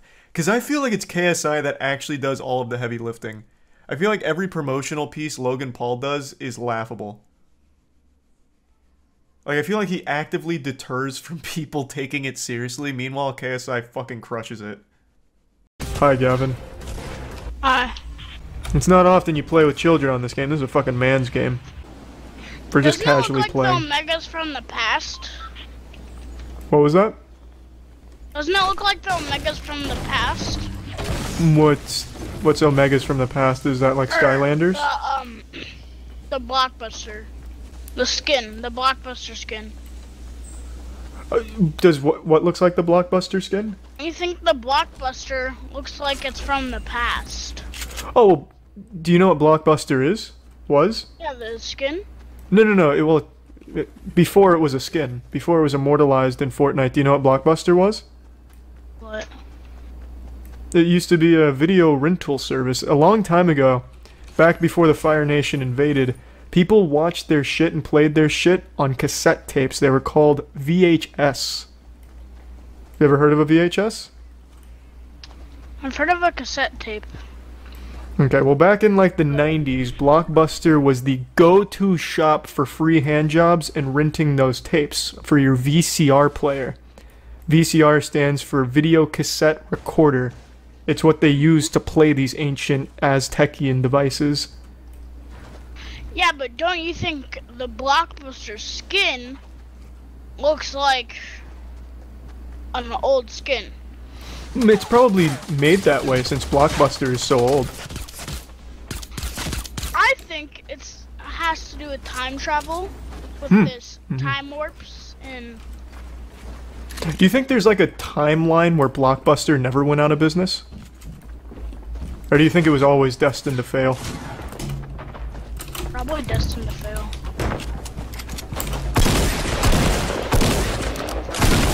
I got them both. We're not destined to fail here today, don't worry. I've got us. Yeah, but I think this Blockbuster skin, I think it has to do with the past. Like it wouldn't, yeah. I think it kind of like went through time and space, and that's how it got here. You know, I'd believe it. You never know what Elon Musk is doing these days. He probably invented some type of time travel device with the sole purpose of resurrecting Blockbuster like it's never been seen before. I'm legit talking about Fortnite. Oh, I'm sorry, I got a little... I was thinking too big scheme. Do you believe in Elon Musk? No. Yeah, he's like Santa Claus. I don't even know if he's real. Nobody knows if it's real. It's a fucking weird mystery. Do you think they're gonna release like an Elon Musk skin, maybe? Maybe that's what the Blockbuster one's hinting at. They have a Blockbuster skin? Yeah, I guess. I don't know. I haven't seen it.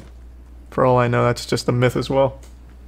Yeah, let's start putting together this conspiracy. Are you like recording this for like a Fortnite conspiracy Mythbusters type deal? No. Okay, you might want to start because I think we're about to crack this shit wide open. With my knowledge of the past of Blockbuster and your knowledge of the present Blockbuster, we can combine forces and create like this puzzle and solve it. at the same time. That's the kind of shit that keeps me awake at night. Like, what is Blockbuster doing these days? That shit could be evil. Like, maybe it is still around and we just don't see it anymore. Like, it's faded into the upside down. Maybe it's faded into Nike. Dude, Nike? Now you're opening up a whole new can of worms. Is there a Nike skin in this game? No. Oh shit, maybe we might be barking up the wrong tree. There is socks that look exactly like Nikes. Holy shit. You see that picture right there? Where? Pay close attention to that picture right here. Look at it. Mrs. Stan going insane. He's having he's having a psychotic episode. He's probably slapping virgins. What picture, Gavin? Right here. Gavin. Right in front of your face. There's no picture there, Gavin. His universe is crumbling. What? Are you insane?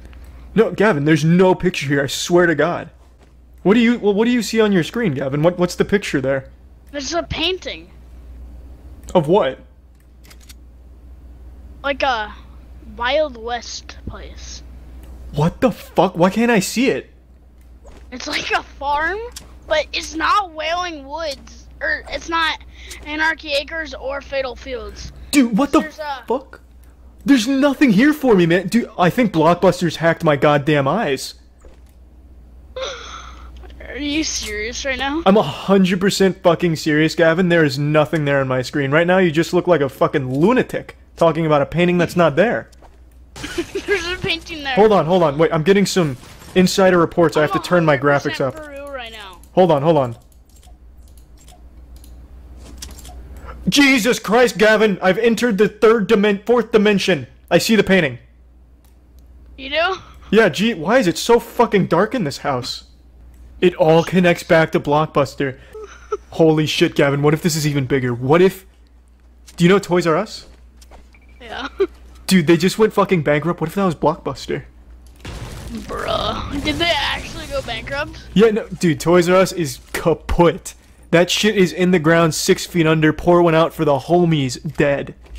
I need to go watch Ninja or something to happen up my day. Yeah, I feel that, man. You need some fucking eye bleach. Get that, pawn... He does the pawn... Pawn? Pussy or something? Pawn, what is it? pawn. Yeah, that one. Pawn. Do you really want that? Do I really want what? Do you really want to have the Blockbuster as a skin that you wear? Yeah, no, I'd like to. It's better to be the right hand of the devil than in its wake, Gavin. Do you fear the devil? By the way, I'm creeped out. Dude, I fucking feel that too, man. The craziest part is Blockbuster was real. Like, I'm not making that up. I used to go to Blockbuster when I was a kid. You never knew what you were gonna get when you popped open one of those bad boys. Sometimes you get a condom, or sometimes you'd actually get the movie you paid for. Should I look up Blockbuster right now? Yeah, just don't look it up at 3 a.m. You don't want to Google Blockbuster at 3 a.m. That's the witching hour. It's only 9. You got plenty of time then. Yeah, it should be safe. Man, I have such shit weapons. I've been hardly paying attention. Bro, this is actually a thing. Yeah, I wasn't kidding, man. I used to go to them. Make an appearance on This the was a podcast thing. before Jmac. I I don't agree. Oh, mind bro, waiting. there's I legit have already waited like 80 pictures episodes. of it closing down. There used to be one right near my house. I can vouch for it. That shit died. Dude, they fucking executed it. They took it behind the barn and put it down. You know what that looks like? You know what that looks like? What? The like card thing. That looks like Best Buy. Yeah, dude. I think Best Buy was like made in Blockbuster's image. Like Jesus died on the cross for our sins, and Blockbuster died for Best Buy. It wasn't as popular in the 2000s, mainly just the 90s. It's the same first 2 letters. Best Buy, Blockbuster. What the fuck? Dude, you're fucking blowing this shit wide open. But how does it all relate back to Fortnite? What is Mr. Fortnite doing? What are they cooking up with Blockbuster's corpse? What is Epic Games doing right now? Dude, I don't know. Do they have like a phone number we can call, or like a website, like what is Epic Games doing right now.org? They do have a phone number, but they never answer. Shit, Gavin, rockets! We're getting too close to cracking the conspiracy. Oh, I see him. miss me. I got him. That was the last guy. Last guy.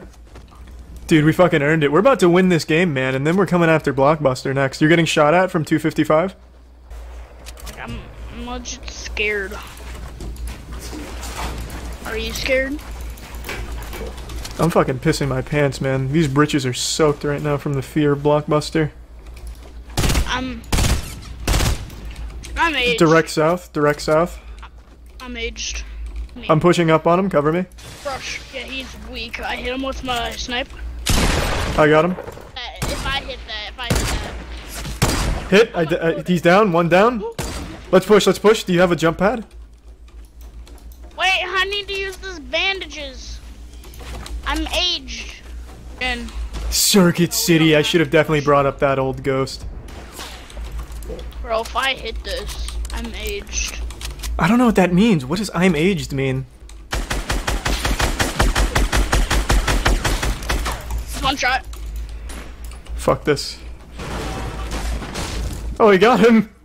That's my fucking boy right there, Gavin. We just single-handedly brought down Blockbuster and Circuit City. You all know I'm a big fan of conspiracy theories as long as they're harmless, fun ones such as, you know, reptilians controlling the world, talking about like zippers on the sides of some powerful people's necks that reveal a giant lizard underneath the human skin suit. Flat Earth is always a classic fun one to play with. But then there's they're very dangerous ones, and I think one of them that's really taking a huge upswing in the amount of people that believe it is 5G causing the coronavirus. A month ago, this was a fucking joke across the entire internet, but now in the last month, everyone's quarantined, locked down, desperate, bored, and I think they're getting fucking dumber. Because there's so many people that are now unironically believing 5G is the cause of coronavirus that I actually can't believe it. These same people probably believe chocolate milk comes from brown cows. It takes mere minutes of research outside of Facebook anti-vax groups, actual scientific research. It takes only minutes to immediately disprove that and find there is no connection between 5G towers and coronavirus. That shouldn't be shocking to the majority of people, but to some people, I'm speaking blasphemy. I am a puppet of the Illuminati to some people for saying that, because these people see the truth. These high school dropouts that failed every fucking course, no, they're the ones that understand the 5G connection to coronavirus. Not the scientists, not the experts. These fucking limp-dicked fucking idiots sitting in their basement for fear that the government's listening to them through their alarm clock so they have a tinfoil hat and condom on. Those are the real intellectuals. And they're spreading this kind of shit on the internet, which is laughable and it's fun to make fun of. But now they're starting to set cell phone towers on fire? It's fucking crazy. It's getting actually dangerous now. So, how did this start? I'm not here to be a fucking science professor, so I'm not going to tackle every angle of this. I'm just going to point out the most common and the most obvious fallacies in this logic of 5G being the coronavirus culprit, the one that's really controlling it all, and how the government, big brothers, got us under their thumb. They don't want us to see the earth is really flat, so they're using coronavirus to keep us inside and erect more 5G towers. We'll start with the origin of this conspiracy, at least in regards to coronavirus. In China, Wuhan, a 5G tower was rolled out at the end of 2019, so just a little bit before coronavirus broke out, and people are attributing the tower as the cause. That is ground zero of coronavirus. The tower caused it. That's pretty much where that logic ends. And then as it spreads to the United States, they're saying the 5G towers are the cause of coronavirus in the US. Not because it's contagious through, you know, spreading and being around people, but because the towers themselves are emitting too much radiation and it's causing the coronavirus, and the coronavirus itself isn't even real. It's a made-up hoax to cover for radiation poisoning. I've spent a few hours researching the conspiracy theory and looking around what everyone says on Twitter in these circles that truly believe this stuff, and they seem to all agree that coronavirus itself isn't real. What it is just radiation sickness, because the symptoms of radiation sickness are similar to those that are being reported with coronavirus. So that's basically the whole conspiracy in a nutshell. And it is fucking ridiculous. So 5G towers have existed in the US since early 2019. While the idea of 5G has existed much longer, and most people seem to think we've had 5G for longer, we really didn't start getting 5G until early 2019 with actual towers and everything being built around the US. Those aren't make-believe. That's not like Tooth Fairy shit. It's real. You can go see those 5G towers in the real world in person. It's not smoke and mirrors, no magic tricks. That shit is there, and it has been there since 2019.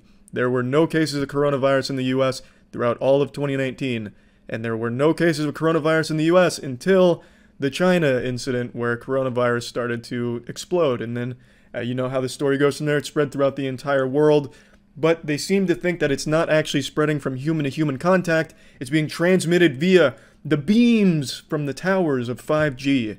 That seems to be their accepted belief. I'm going to immediately poke a hole in that. Israel has 7,400 cases of coronavirus with 39 dead. Israel has no 5G towers. None.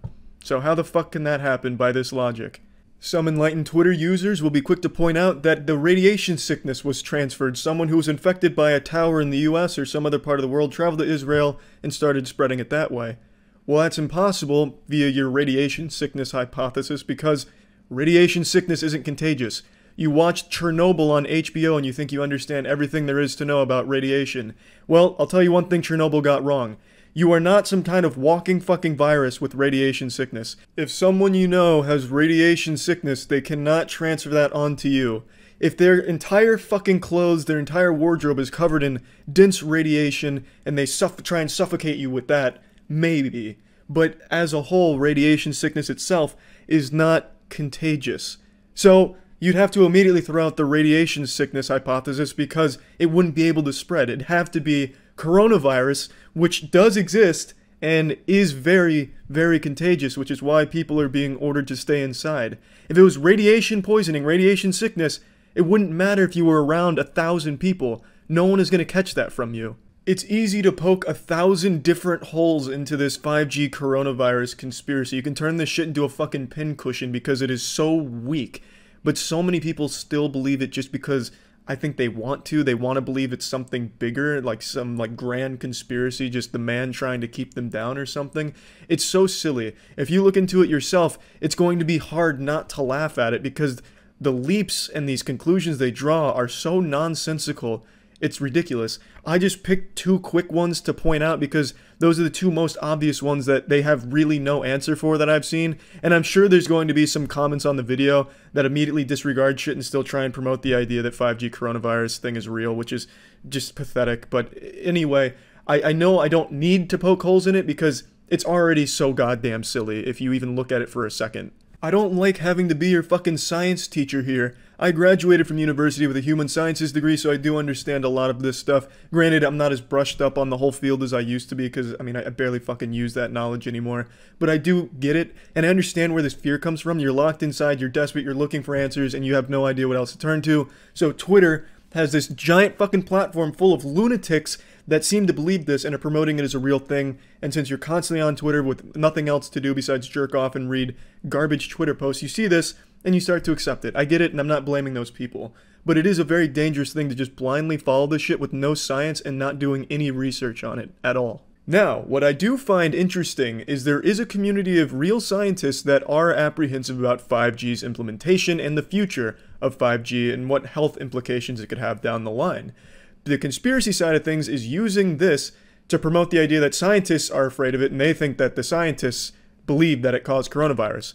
That couldn't be further from the truth. None of those scientists that are afraid of 5G's implications down the line have said anything about it being coronavirus related, which is what I'm focusing on. The scientists' main concern is they haven't been able to study the long-term health effects of what 5G could do in the future. There's nothing about coronavirus or anything like that. This community just wants a little more research done on 5G before it's implemented, and they think it's perhaps a bit rushed. It has nothing to do with the fucking scientists thinking that it's the cause of coronavirus. Again, this isn't a small community either. If you look up any 5G video on YouTube right now, it's overwhelmingly disliked with thousands of comments saying, "This is bullshit, don't trust them, rise up sheeple, it's time we take back our lives, don't let them control our minds, you know, don't let anyone tell you what to believe," as they're being told what to believe by somebody else. You know, I'm all for questioning the media and questioning sources and doing a lot of research to form your opinions, but I find it seriously hypocritical how this community keeps saying, "Don't trust anyone, but trust me." It makes no sense. Like, don't listen to anyone, don't let anyone tell you what to believe. as they're being told what to believe by some dude in his shit-stained underwear in a chat room somewhere. It's fucking silly. It's very hypocritical. Again, I'm all for questioning things you see in the media and online. I think that is the most healthy thing you can do. But when you start just entering an echo chamber and only looking up things that support what you want to believe, you're not getting anywhere and you're only making the problem worse. Now, I'm only focusing on the coronavirus aspect of this conspiracy theory. It goes much deeper with 5G. 5G itself is a rabbit hole for a crazy amount of conspiracies, especially on YouTube. For some reason, it seems a lot of YouTubers and YouTube commenters really believe that 5G is this ultimate boogeyman, like this final boss that's holding back the human species. Like, 5G is the one that's keeping us from growing wings and opening our third eye. It's weird. I don't know why everyone's latched on to 5G as this mega evil mastermind shit, but they have. But in regards to coronavirus, which is all I want to focus on, there is absolutely no possible way that 5G has caused coronavirus. You can just look at data, like real time, because it's only been a couple of months. You can see that 5G had no role to play. You can pretty much trace where coronavirus started in each area that it's in. It's right there at your fucking fingertips. You only need to look for a second in real, actual fucking sources outside of bad Twitter shitposts, anti-vax Facebook soccer mom groups. Just do real fucking research and form your own opinions. But this one is very silly, and lighting 5G cell phone towers on fire isn't doing anyone any good. You're causing more damage with the chemicals you put into the air from fucking burning that thing than the 5G rays, the beams. This fear of cell phones and networking has existed for as long as communication has, and it's always been ridiculous. It's always been silly and laughable, but Twitter is the place that now, no matter how outlandish and how ridiculous a belief is, it's going to blow up and it's going to have a big movement behind it. It doesn't matter what it is. Like on Twitter, for example, there's whole communities of people that fuck dogs. Like this community that would never find a home anywhere finds a home on Twitter, and there's thousands of them. There's pages on Twitter that actively talk about fucking their dog and have tens of thousands of followers that all support that and do the same thing. It's absolutely fucking disgusting. So then you'll have these people that believe that cell phones are the evil, dangerous thing, and you'll have people that just want to feel like they're smarter than everyone else. You know, they're the ones that saw the truth, peeked behind the curtains and got the truth. So they'll believe these things, and they'll spread it on Twitter, and then people that are gullible, bored, or just susceptible to misinformation start believing it, start getting real riled up, and then it leads to just absolute chaos, and that leads to setting a 5G tower on fire for no fucking reason. It's just crazy shit. I don't get why people are targeting 5G for coronavirus specifically, because there's really nothing there. The only piece of evidence that's even remotely true is that there was a 5G tower built in Wuhan a couple months before coronavirus outbreak. There's another thing I see tossed around how this one's just so fucking stupid.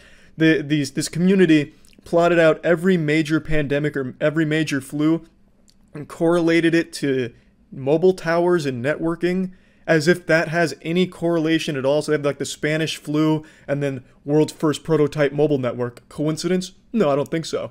And there's like 6 of these and it says 6 coincidences? That's impossible. It's just so fucking stupid. You can go through history and correlate every single one of those pandemics or flus to something else too. You know, peanut butter sandwiches invented in 1914. 4 years later, Spanish flu. Interesting. Peanut butter and jelly sandwiches start getting packaged in the, the next one. It's just dumb. This is just such fucking terrible research and evidence. And yet people are believing it at face value, probably just out of boredom from quarantine. But I just wanted to talk about it because it's got me fucking fired up, because this shit is just wacky. This isn't the same kind of fun to laugh at conspiracy theory like flat earth and all that. This one has people believing it's fine for them to go outside and just spread fucking shit all over the place, especially in a time of pandemic like this, because they're convinced they know the truth that it's the cell phone towers, not coronavirus. So then it has them hurting everyone around them. I think it's just terrible. So I just wanted to talk about that. That's it. See ya. Flat Earthers. It's low-hanging fruit. It's by far the easiest group to criticize, insult, poke fun at, etc. There's really nothing to be proud of. You're not a big man for doing it or anything, but I'm still going to do just that because I find the Flat Earthers to be the most fascinating and entertaining group of Cro-Magnon that are currently stumbling through this planet of ours. And today I just so happen to be watching a Buzzfeed video. I know it's almost as bad as believing in Flat Earth itself just by watching Buzzfeed, but this was beautiful because it was a collision of two worlds here. Flat Earth and Buzzfeed, some of the worst shit there is.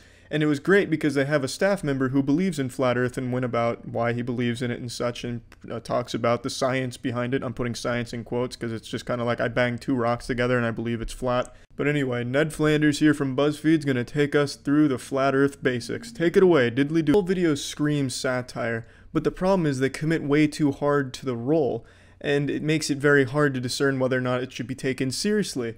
Based on what I've learned about Buzzfeed Blue, and more in particular the cast here and the purpose, it was meant to just be an over-the-top, entertaining, but still thought-provoking piece that tries to convince you that the Earth is flat. I really am not 100% sure, but A, it's not entertaining. The humor just comes because this guy's wearing a fake mustache and doing exaggerated facial expressions. Wow, that's fucking clever. And B, they focus very hard on what flat earthers actually believe in an attempt to convince you it could be flat, so it's just super fucking hard to know for sure if it's satire or not. I'm going to treat it as though it's not satire because it's just not even well done if it is. The video I've ever seen, they all use children's toys to show that the Earth is flat and convince you that it's flat. So at least they can understand their audience, that it's just a bunch of 6-year-old brains inside the body of greasy men and unattractive women. Bedford level experiment, or at least as far as Buzzfeed was willing to research into it. I like how he drew a little penis there to represent the man looking through the telescope, but it's a shitty experiment that was immediately debunked even during its time. The reason you could see the boat from one end to the other is due to atmospheric refraction. A man named Wallace actually set up discs along the same canal and showed that the middle disc is higher than the other discs because of the curvature. Usually I wouldn't even bother talking about how it was debunked, but because of all these soft micro penis in hand flat earthers using the Bedford level experiment to become a flat earther, I thought it was at least necessary. And it's fucking laughable because it shows they did no research of their own. And it'd be as if a man turns to Scientology because he watched an episode of Gurren Lagann. It's just fucking dumb. Possibly Kyrie Irving, Tila Tequila, and B.O.B. You're not alone. There's almost 5 of us now. Look at these super successful intellectuals that are famous because of how smart. After seeing it made out of Play-Doh here looking like a fucking 3rd grade art project, I'm a believer. It's not crazy at all. I feel like I was crazy to ever even believe science and logic. Well, shucks, now I gotta fit in with the flat earthers. I'm gonna have to start denying climate change and having sex. Old yet asshole. Gravity is a fucking fib. The universe, the sun, everything bends and moves around the earth because the earth is the protagonist of the universe's manga. Open your fucking eyes, you goddamn troglodytes. The frog, it's like a fucking NASCAR race and we're just the pit crew on board. Yeehaw! Can I get a who? Photographs are easily faked. Absolute genius. Listen, global warming is gonna melt away that ice wall. Global warming? You're not coming into the Flat Earth Society anymore, bud. We're rescinding that invitation. But yeah, thanks Buzzfeed for the eye-opening material, honestly. Really great shit. Earth is flat. Globe Earthers, I can't... You sheep. Stop believing the government's chemtrails. That's it. So yeah. I'm sure by now the majority of you know that I fucking love conspiracy theories. I love to just spread a conspiracy theory's cheeks wide open as far as possible and just dive in and get to the meat of it and really see what it's all about. See if maybe there's any truth to it. I just love it. And luckily my nipples have been tickled thoroughly thanks to a brand new conspiracy theory popping off online about Wayfair trafficking human beings, children, through their website. I haven't been this interested in a conspiracy theory since the Berenstein Bears versus the Berenstein Bears multiversal collapse theory. This is an incredible conspiracy theory and I can't wait to share it with all of you and present my findings. Spoiler alert, this is a pretty fucking wacky one. This one's like believing in reptilians or believing that Jesus Christ died because of Fortnite or something. This one is fucking insane. So let's go ahead and start at the beginning. This conspiracy theory developed on the home of intellectuals, Reddit. It was blown open by someone on Reddit presenting some evidence that these expensive cabinets had names that matched missing children's reports. And from this, people started to just spiral out of control. Wow, oh wow, this is fucked up, this is weird. Why are these cabinets so expensive? And why does it have the name of a missing child? And there's cabinets that look identical with different names on them that all correspond to a missing child report. And it's not just cabinets, there's also pillows that are like $10,000 that also have the names that correspond to a missing child on them.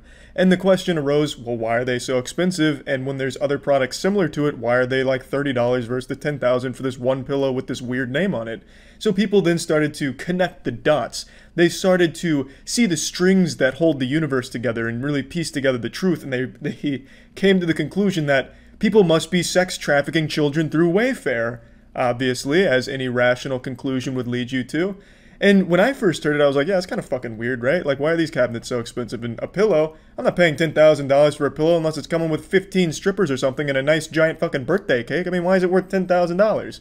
And then I decided to look into it today, and it goes deep. This is a fucking rabbit hole. I mean, Tom Hanks comes into play here. Tom Hanks is apparently like the Thanos of Wayfair sex trafficking. Like, it's weird. So first and foremost, for those that don't know, Wayfair is a website where you can buy furniture and just like household shit. Typically supposed to be affordable things, but recently people noticed that there's this extremely expensive shit like this here that has a name that matched a missing person.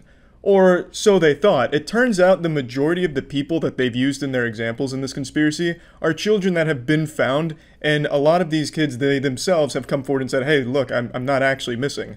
And then he gonna put his little, why is your caption even that? That don't even make sense. If you posting motherfuckers who actually missing, you trying to get motherfuckers to share the shit, what are y'all talking about? Y'all all sound stupid talking about why am I mad? Because I'm not missing. Fuck out of here. Now, a lot of people in the comments on Twitter and on Instagram that I've seen were actually attacking the girl in the video I just showed you, saying that she must be in on it. You know, she must have just broken out of the cabinet she was sold in and is being forced at gunpoint to say these things, which is really weird to just start attacking her for being upset that people are perpetuating the idea that she was literally sold into sex slavery. That's a pretty fucking bold thing to say. That'd be something that'd make me mad if people were like, hey, Charlie, I remember when he was 14 years old, he was sold into sex slavery. I'd be like, hey, wait a minute. No, it wasn't. And that's kind of a mean thing to say. That just didn't happen.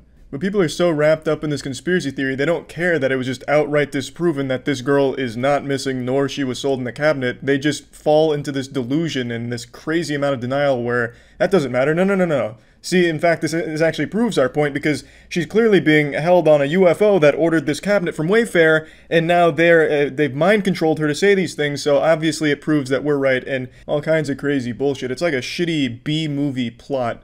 And it's not just this girl that was revealed to not be missing, nor has ever been, like, sold in a cabinet. A lot of the popular pictures that were circulating, you could look up those kids and then find stories about when they were found earlier. Like, they were never in a Wayfair, you know, shipment facility or anything like that. Like this kid here with this pillow. People speculated that the pillow must not have any stuffing in it. It was stuffed with the kid's bones and blood.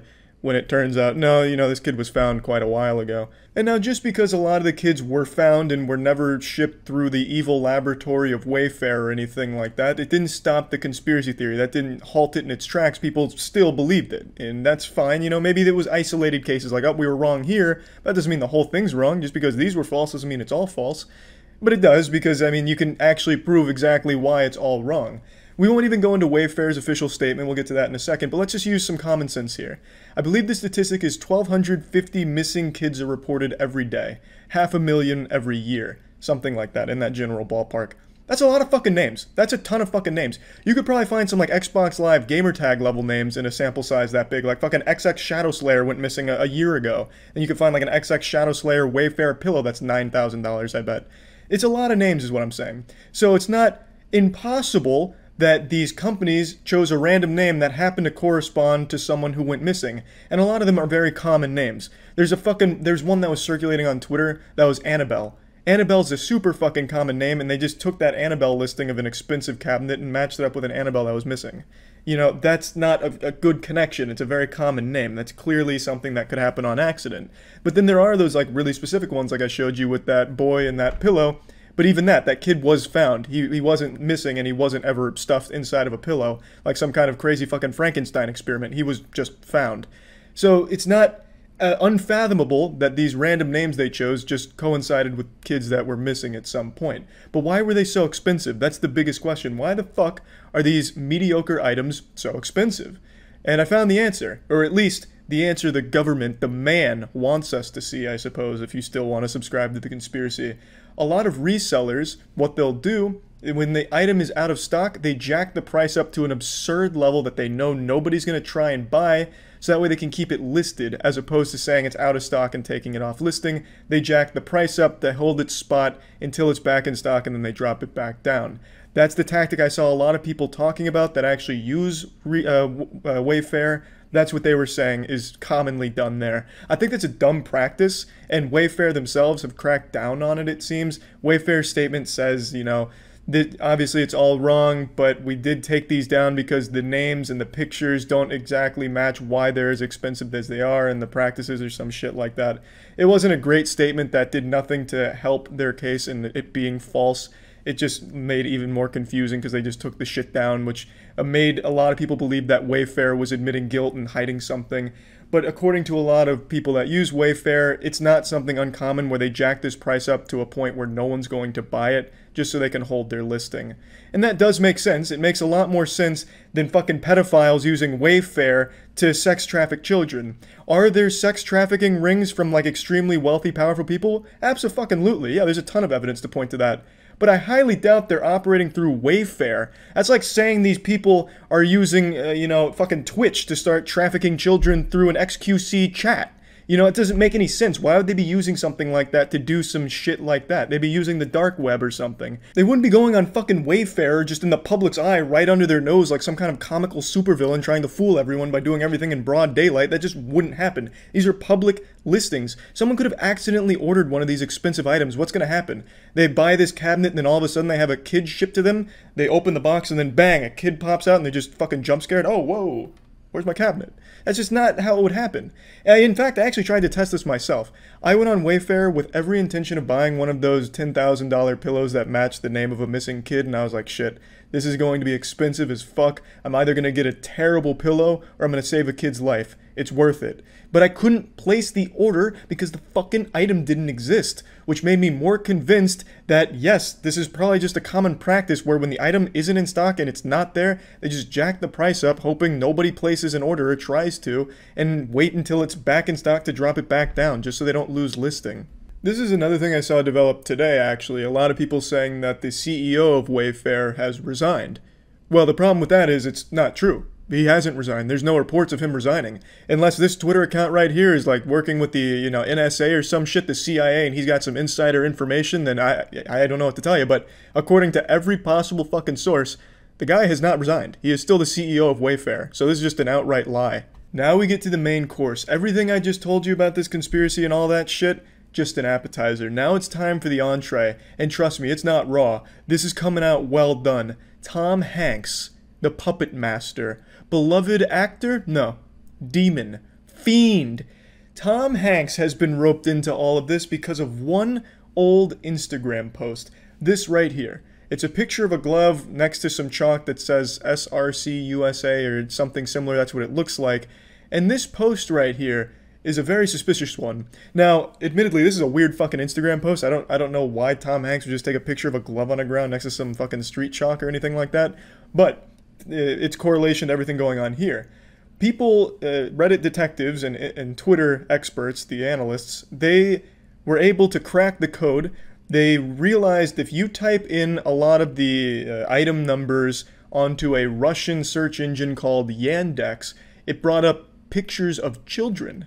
So if you typed in SRC USA and a bunch of numbers, it brings up pictures of children on a Russian search engine. So they speculated these were pictures of the kids that were being sold in those cabinets, or being sold with the cabinets. It varies depending on who you talk to on whether or not the kids were actually stuffed in the furniture or just came with it or something. It's, as like some kind of package deal, like batteries included or something. It varies on who you talk to, but that was the speculation. You type in this shit, you do it on the Yandex, and you get an image of what you're buying or some shit like that.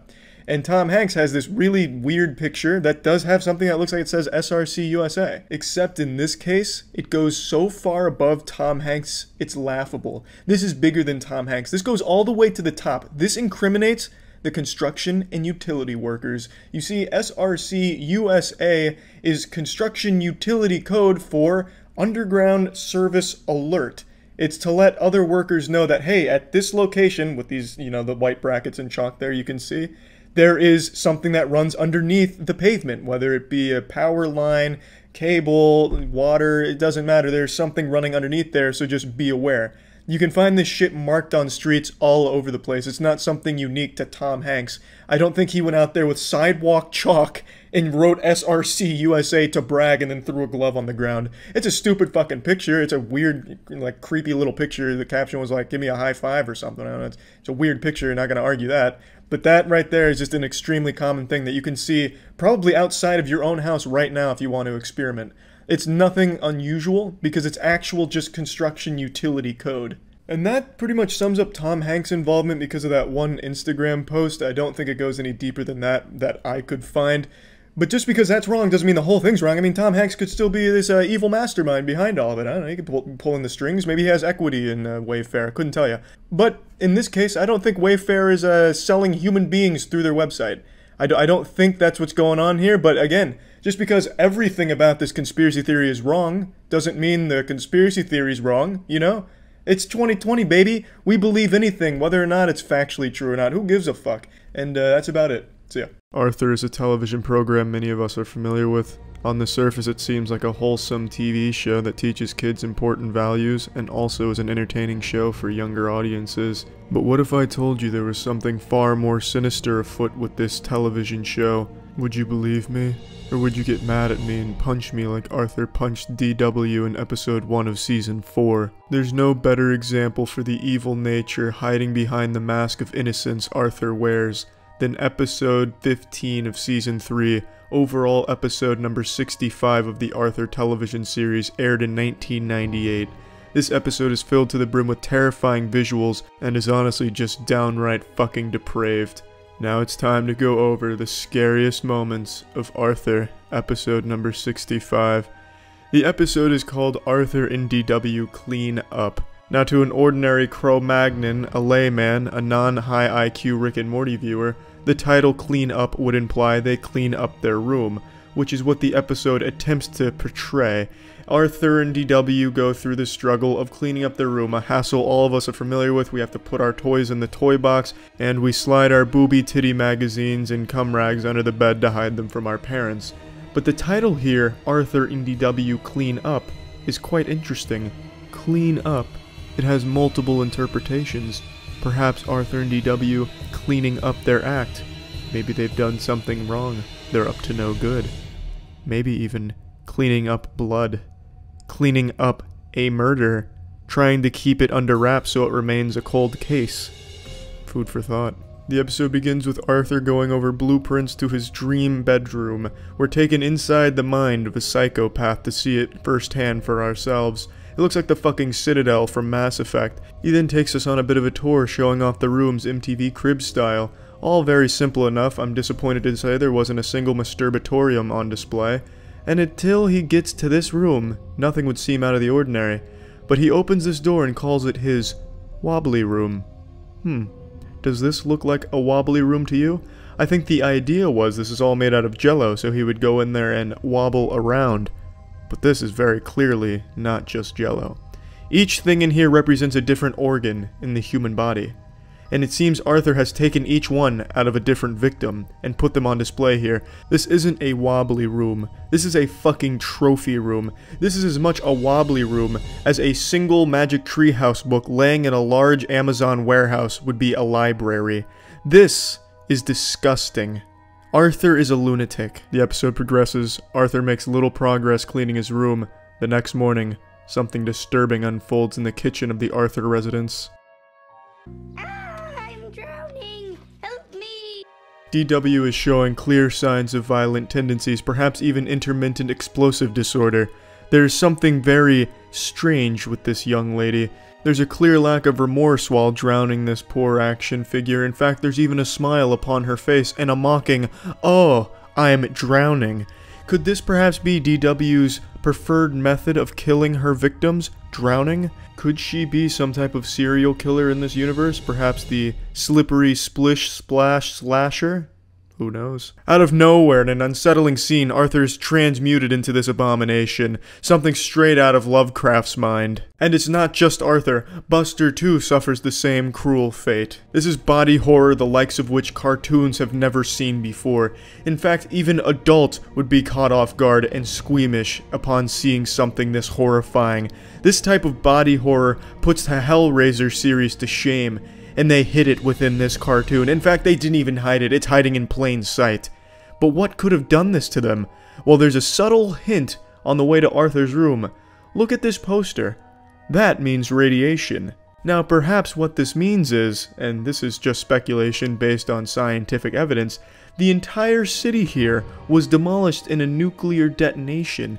And the real forms of Arthur and Buster are what we see here in these radioactive monsters, and what we're seeing throughout the television show is just a dream sequence had by the real Arthur and Buster and their mini arms. Just a thought. While cleaning out Arthur's room, DW finds this. She calls it a popsicle stick in the show, but it's very clearly not a popsicle stick. That right there is a pregnancy test. Now the results are obscured. I personally believe the pregnancy test is positive because just a bit later DW finds a love note from Francine. DW can't read, so she can't read it to the viewers, and the words are obstructed when you freeze frame here. However, why would Arthur have a pregnancy test and a love note? I believe the pregnancy test was positive, and the note came from Francine saying that she's going to keep the baby that Arthur fucked into her. How Arthur reacted is up to speculation. However, it could be one of two things. He disposed of her because he didn't want her keeping the baby, or he was so proud he kept the pregnancy test and the note as a reminder of that wonderful day. I'm unsure of which one it is. Perhaps the creators can come out and shed some light on this so we get closure, but regardless, the message is foul. Premarital coitus with underage participants? What are you thinking, creators of Arthur? Eventually, Arthur's room gets fully cleaned. He then fucks up helping DW clean her room, and then he goes to the park for happy, crazy, fun, wow day. He gets to jump on trampolines, he meets Pennywise the clown, and then he executes a man in plain sight. In a dunk tank, Arthur throws a bullseye shot from an unfairly close distance. He didn't earn that dunk in the tank. But alas, the mechanism triggers, and the man falls into the shark-infested waters below, and he never resurfaces. The episode ends shortly after, and Arthur's kill count in this episode, 1. So, you decide for yourself. Innocent kids show, or something far more sinister? You be the judge. What's up everybody, it's Critical. Today I saw a video that really salted my rectal flaps. It's from a flat earther as he harasses a NASA employee at a Starbucks, and it's truly just infuriating. I'm not gonna go into depth about how stupid flat earthing is, so I'll just sum it up by saying to anyone who truly believes the earth is flat, you're wrong. It's not an opinion, it's genuinely just you're wrong. Also, I'm sorry in advance that this troglodyte filmed this vertically. I guess flat earthers also don't believe in horizontal videos. Those must just be a scam from government reptilian humanoid officials. But anyway, let's dive in. Pardon me? Alright guys, I'm here with a real NASA employee. Legit NASA employee. So here's our protagonist. I didn't mean to pause it during a shaky cam screen, that's my apologies there. I know this looks like one of the fucking photographs from the Ring movies, but for how stupid this man's actions are from this point forward, I think it'd even be better if he had blurred his own face out. And I asked him, I said, astronauts have almost died in space. They got water in their suit and they almost drowned. And he said it was because of saliva. I'm gonna get this out of the way. I don't know what the fuck he's talking about here. I don't know about astronauts drowning in space, except maybe drowning in pussy when they get back from space. That makes sense to me. But as far as this man's lunacy is concerned, I don't know what the fuck he's going on about. I also don't see why this topic is the smoking gun for flat earthers. Astronauts have a dangerous job. We knew it. The Earth is flat. Also, this badly bearded biker-looking dude is the founder of an official Flat Earth talk panel and website or something, and they were really excited that he ran into a real NASA employee in the video description. This guy right here, hold on, I'm gonna wait for him to get at the front of the line. And then I'm gonna ask him some more questions. There's a real NASA employee right here. Just wanted to point out this badly shaven beard here. This is a weak beard game. It looks like a hairy toilet seat. If you do this with your beard, stop. I know why he's doing this. He wants to make it look like he has a stronger jawline than he has, and it doesn't even look like he has a jawline, judging from this angle. It looks like his neck is trying to eat his cheeks, and with the way his beard is shaven, it looks like armpits. If I didn't see his nose, I would be 100% convinced I'm looking at a close-up of an armpit. Hey, my man, sir. Just the spacewalk. He won't talk to me, sir. Now this mongoloid is starting to attract attention to himself. The other customers have now been made aware of his presence, and unfortunately for them, they're in for quite the shit show coming up. Look, he was all nice. He gave me NASA cartoon freaking emblems. That is a sticker, you stupid, soggy scrotum of a man. It is a fucking sticker. It's not a cartoon thingy emblem, it is a sticker. Now he won't talk to me. He won't talk to me at all. Sir, just tell him why they almost drowned in space. Please. Have a nice day, okay? Come on, you won't even chat with me? Nope. You hate Americans? Is that it? Excuse me? Yeah. How the hell did you get that? Don't ever accuse me of that again. Well, hey, I'm just curious. If you won't chat with me and answer my question. Now this fucking degenerate makes his move and starts harassing the NASA employee and then accuses him of hating Americans because by not answering one lunatic's stupid questions it means you hate all of America. I guess at no point in this man's underdeveloped brain did he happen to think, you know, maybe it's a little uncomfortable for him to answer a question on camera while I'm being a dick to him. I don't have to chat with you. Yeah, that's true. That's Step true. over there, okay? I'm done You're talking. not the boss of me, bro. I'll leave because you asked me to. It's fine. But this NASA's a fraud, bro. They lie. They lie about everything. That's cool. I was just trying to ask questions. I love that line from the Lord of Greece and Ignorance. You're not the boss of me, bro. It's like a fucking toddler who just got told the Power Rangers aren't a real crime-fighting organization. It's amazing, and he says this right after he was demanding answers from the NASA employee. It's just, holy shit, amazing. Yeah. Well, I just got kicked out of Starbucks for asking NASA employee questions because he's lying. He's a blatant liar. You didn't get kicked out because you were asking questions, dipshit. You got kicked out because you were harassing him and being a general fucking inconvenience to everyone around you. When you go into a room, you bring everyone's mood down. You sweat incompetence, and people can smell that and they don't like it. I'm all for letting people believe whatever they want to believe, but when you're gonna be this big of an asshole about it and try to actively go against scientific evidence, then I take an issue with it. Not gonna play any more of the video because it's just him outside saying he got kicked out for trying to uncover the truth, NASA's a fraud, everyone's being lied to. Basically it's just the same shit over and over again. I don't think I'll ever truly understand why all of a sudden people in our society go against science, like the anti-vaccination crowd, or also police agencies who say their drug whisperers are more reliable than proven science. It just doesn't make any sense to me. These people really just aren't smart enough to realize that everything in their lives right now is the product of science. Half of those people probably wouldn't be alive today. If they were born 100 years ago, they would have already been killed off by something like measles or perhaps an infection that they couldn't cure because they didn't have antibiotics. No one can really understand that concept. I just don't get it. I'll never understand it. But yeah, anyway, condoms off for that NASA employee for putting up with this bullshit and not throwing hands with this dude.